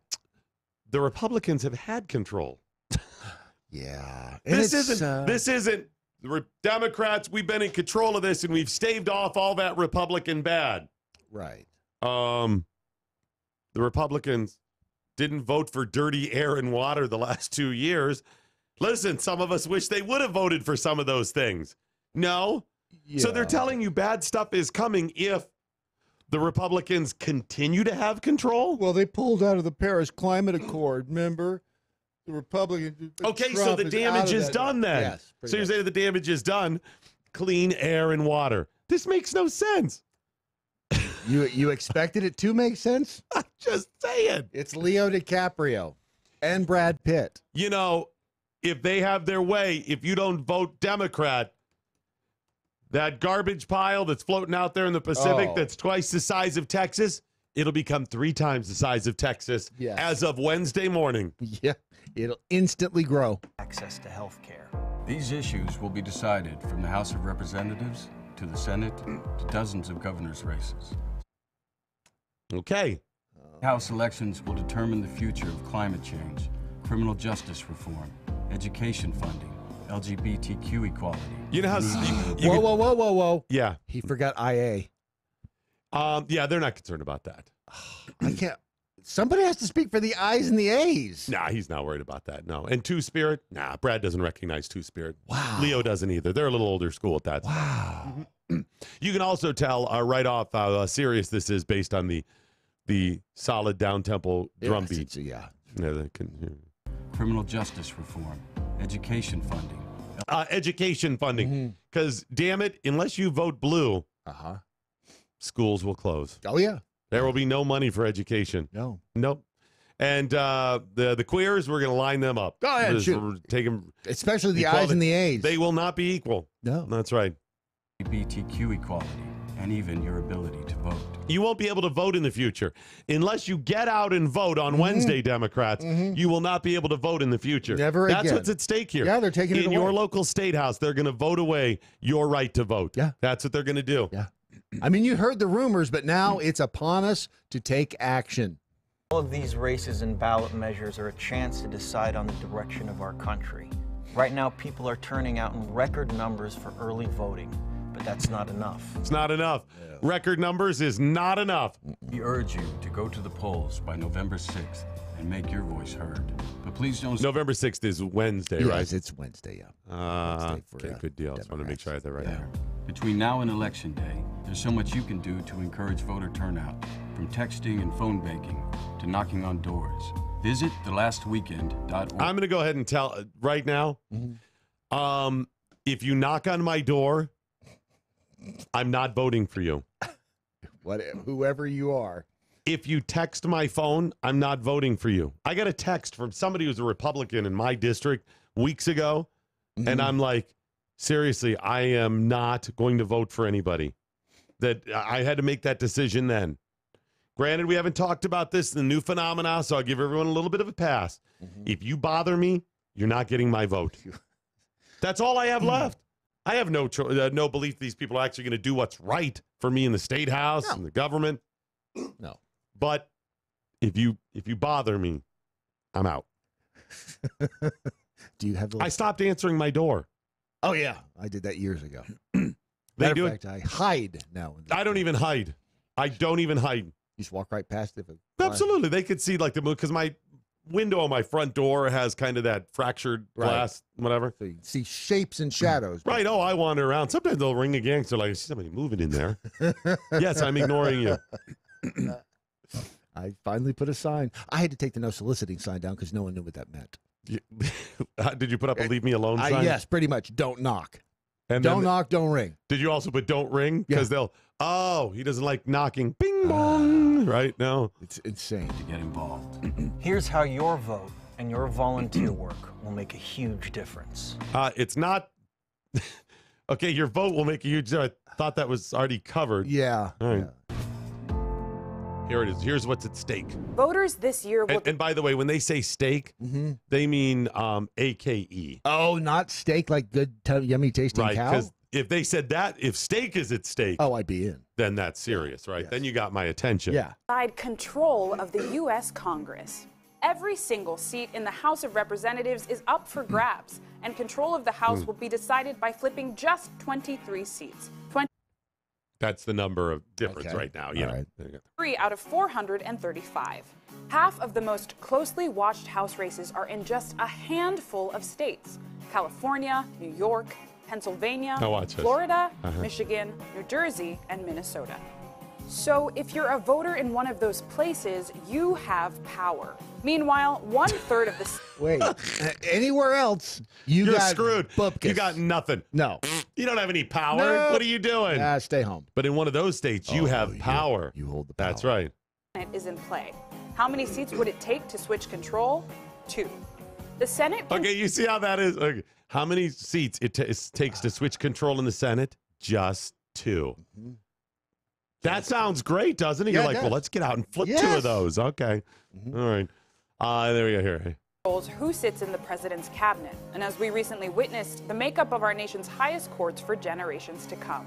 In Nevada, Arizona, Texas, Missouri, and Florida, the Senate races this year could come down to just a handful of votes. But what happens in Congress is only part of it. Here it is. There are close races for governor in over 20 states. That's right. Including places people think of as So over 20. Mm-hmm. That'd be a lot. 21. Yeah. 2. red or blue, like Kansas, South Dakota, Oregon, and Connecticut. The stakes in state legislatures are incredibly close too. Incredibly close. In Colorado, Maine, Minnesota, and New York, just a single flipped seat will change the entire balance of power. These elections matter immensely heading into 2020, when voting districts around the country will be completely redrawn as they are every 10 years. Whether or not these districts are drawn fairly or gerrymandered by politicians and their corporate donors comes down to who controls these states. Do you see the message there? That's the other part I wanted to get to. To make sure you vote before things get all screwed up and before they start redrawing the districts to favor the other party. Right, because, see, your options are this, according to this video. Either you vote for Democrats or they will gerrymander the districts. See, if the Democrats have power, then the districts will be drawn fairly. If not, they will be gerrymandered. Who was it that came up with gerrymander? Gerrymander. His name was Jerry. Gerrymander, Jerry Manders. Mr. Mander. He was a I think he was a congressman at the time. I and a lot of other people just called him Jerry. Jerry. But people thought it officially- was Gary because it started with a G, but it was actually it was Jerry. It was Jerry. Yeah, So he started the whole thing Yep. that way. So, but do you see the message there? This is the nonsense. I've got news for you. The districts are always gerrymandered by whichever party is in power. Period. And when the Democrats say by special corporate interests, those Democrats also have corporate interests. And they also have other special interests that aren't corporations, just like the Republicans. That's the truth. Yeah. They're all the same. All right. Wow, this is frustrating. You know, has this stressed you out this year, this election, more than others, or is it More about the so same? like, because I've had to pay more attention. I've been blissfully ignorant. Shouldn't say ignorant. I have blissfully unaware. I have been able to skate that line between knowing just enough, knowing what I wanted to happen. Now I've had to immerse myself so deeply in this. I want to go and drink constantly. Yeah, that's what a lot of people have been doing. A lot of people have been binge eating too. Have you been binge eating? I think we know the answer to that. Wait a minute now. What? No, I'm just saying I think we know the answer to that. I may have been sugaring out a little bit. Okay, I'm just saying. For a lot of people that are binge eating, I have as well. It's been frustrating. It's also been particularly frustrating for us around here because there's so much to do when we launched our company. There's just so much. Yeah, all of the stuff you're like, boy, I wish they'd take care of that. Yeah, we know. The only reason we haven't is because We either need money or we don't have the time. Right. But we'll get to it. At least, hopefully, every day you hear, get a little bit better, a little bit better, a little more done. But that's part of the reason we've asked for your donations. So, yeah, we've been binge eating around here as well. But now we got to get back on track because we have some significant things coming up that we need to make sure we are in shape for. And in order to get in shape, how are we going to do that, Brad? We are going to get in shape. How are we getting in shape? Riduzone. Well, I thought you were going to, I thought this was a trick question. No, Riduzone.com. Go to Riduzone.com and try the product today. I took mine this morning. This is a fantastic product that's going to help you lose weight because it does two things. Number one, it boosts your metabolism. And number two, it makes you feel fuller. Now, it's not a magic bullet. Nothing is. You've always got to make sure you are still active, you're still busy. Yes. You've got to, you can't just say, I'm never moving again, but since I took this pill, I'll be fine. No, that's not what it's about. It's help. It's assistance. For most of us, you just need to shave off that edge. You need to stop feeling like, if I don't have that cookie right now, I'm going to kill people. Right. And that's what this will do. It curbs your appetite. It makes you feel fuller naturally. It's not some medication or anything like that. It's not speed. It's none of that stuff. This is based on something called OEA. It's found in nature. It's in your body anyways. It's in the Mediterranean diet, which you know is one of the healthiest diets in the world. It's something found in small doses in olive oil, for example. Well, some researchers in the University of California said this has been shown to make people feel fuller. It gives your body your mind, it makes you feel fuller. It triggers that whatever synapse in your brain. So they said, what if we gave people a lot of it? Would it make them feel really full? Turns out, yeah, basically it did. So they worked and developed the tech where they could just isolate this OEA, and in concentrated amounts, it makes you feel fuller. And then they noticed a side benefit. It boosts your metabolism. So while you're like, I feel a little bit fuller, I'm going to push that plate away, or I can go a few more hours without eating or whatever. So you're eating less. All the while, your body is burning more, burning faster. So you're burning more calories. It's the 1-2 punch of Riduzone. It works. Try it today. Riduzone.com. R-I-D-U zone.com. I hate the name. Well, yeah. I've told the people then right off, I'm like, yeah, listen, I could talk about your product because it works great. But I have to mock the name. Yes. And they're cool with that. They are. Well, and the thing is, they're like, everything's taken. Every domain name's taken. It's all gone. Something. So zone, I like that. Rid yourself of. Okay, got it. Ridu, R-I-D-U zone.com. And it helps you from what I call sport eating. Sport eating when you're sitting there and you're full, but you just, it tastes good. I'm just going to keep, shoveling it in my mouth. It helps. It helps fight the battle against. Well, I've noticed Brad is somebody, and there's probably a lot of people like this. My wife can do this, where you get a bag or box or a container of something, popcorn, chips, M&Ms, caramel covered bugles.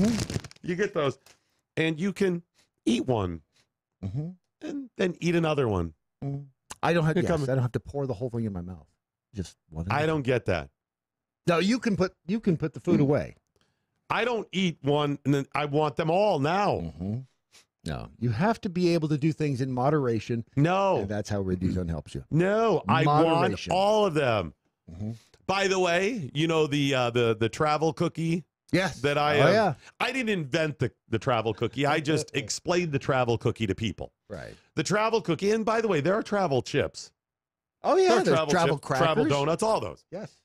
There's travel grapes. You are somewhere in your home away from the chips, cookies, grapes, whatever you're trying to eat. And you go, those cookies, crackers, grapes, whatever I want to eat's in the other room. I'm going to go get some. So you stand up and you go to get some. And you take a handful. And in your hand, you're like, this is about the amount I want when I go back in and continue to watch TV or do whatever I'm doing.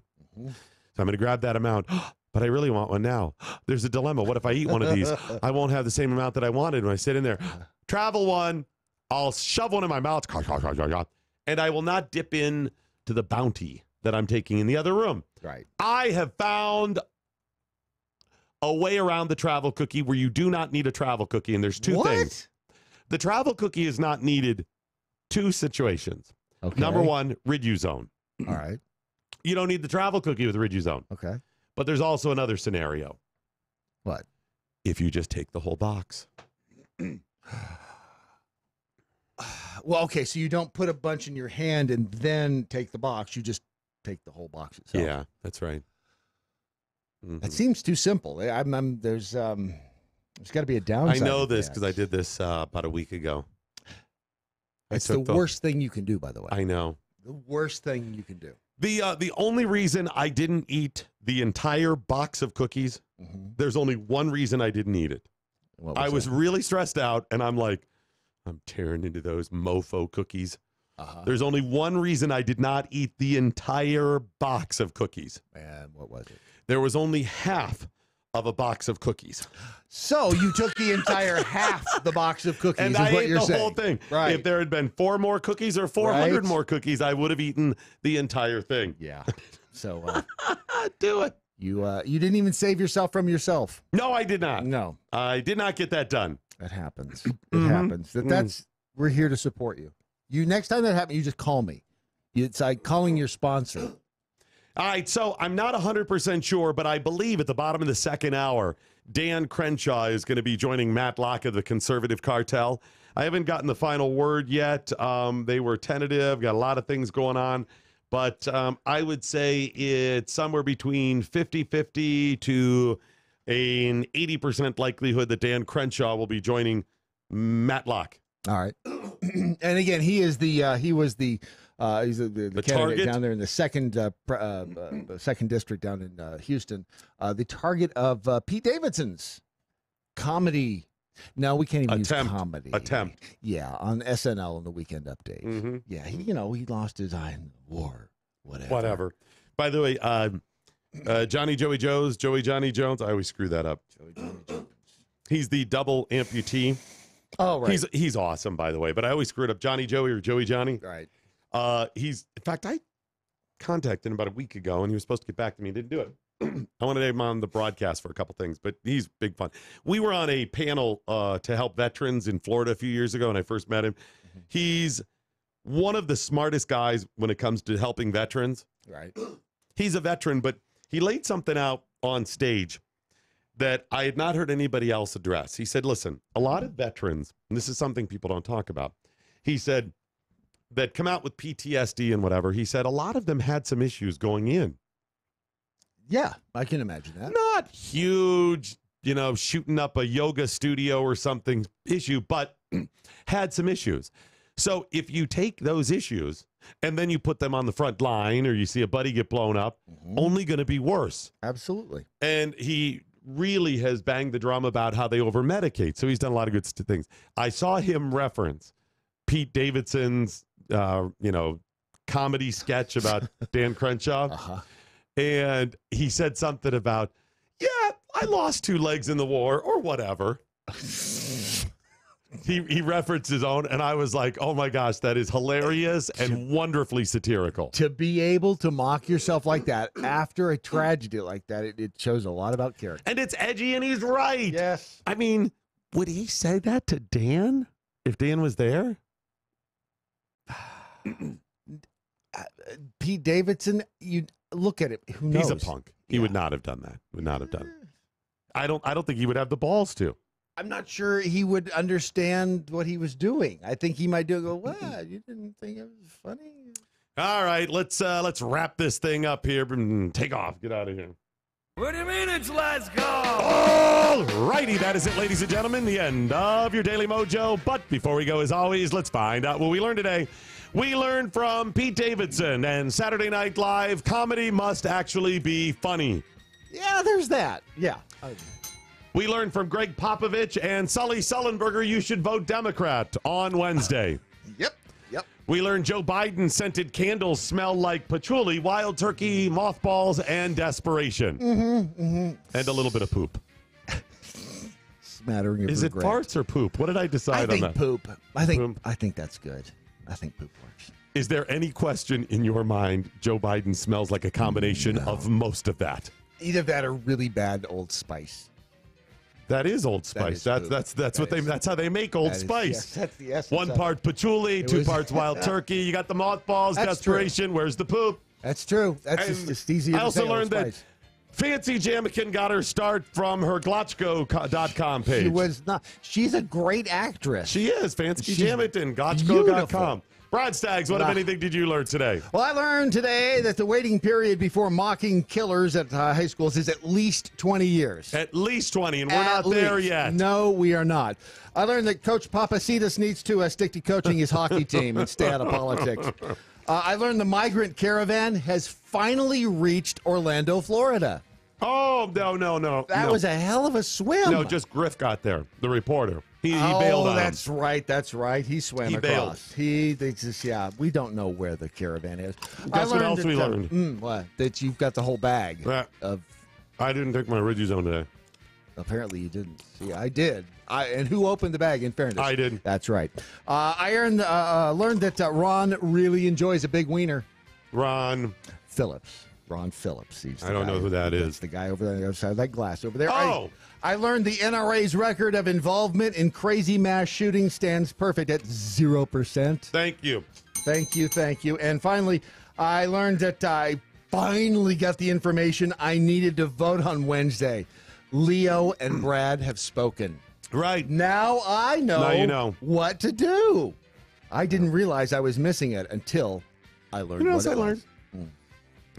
That Ron Phillips. He never learns anything. We're going to have to step up our game. Yeah, I think what, if anything, did the listeners learn today? Over on MeWe, Kathleen Yuki Newton learned. That must be a nickname. Learned that she blames her mom for her fatness. She programmed her that she wasn't finished eating until her food was gone. Riduzone.com. Exactly. Over on the Twitter, Stinky learned, little known fact, gerrymander also invented the GIF format. I did not know that. I do know that he starred as the Beaver, though. That's a different guy. That was Jerry Mathers. Very close. Not sure it really matters, but okay. TJ Toppin learned, I remember the name of the Vegas shooter, but I like the trend of people not knowing. So I can't remember.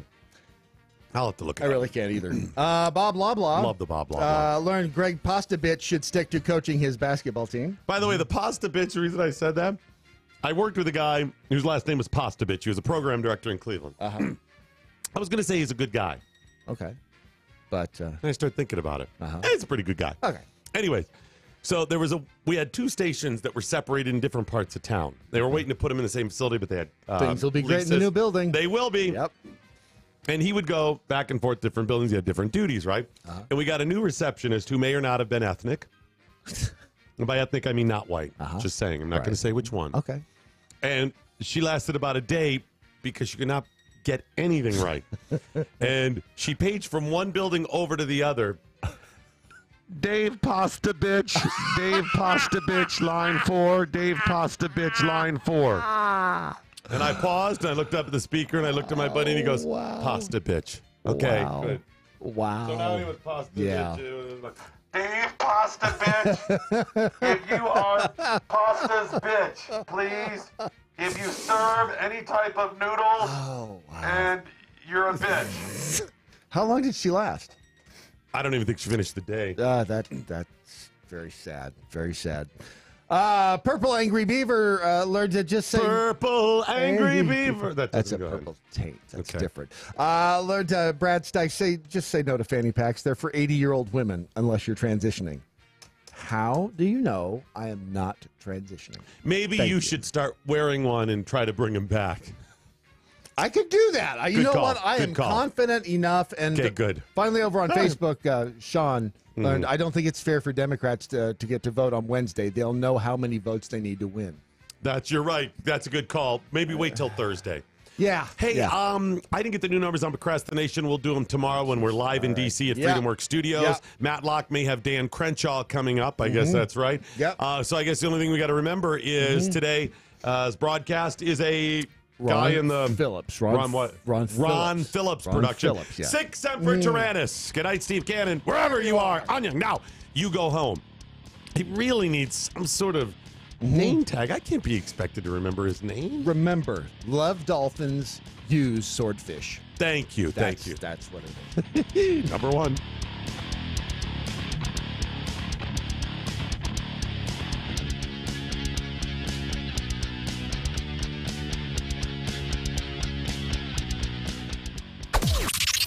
This is the seditious, rabble-rousing, liberty-loving, home of fun, entertaining,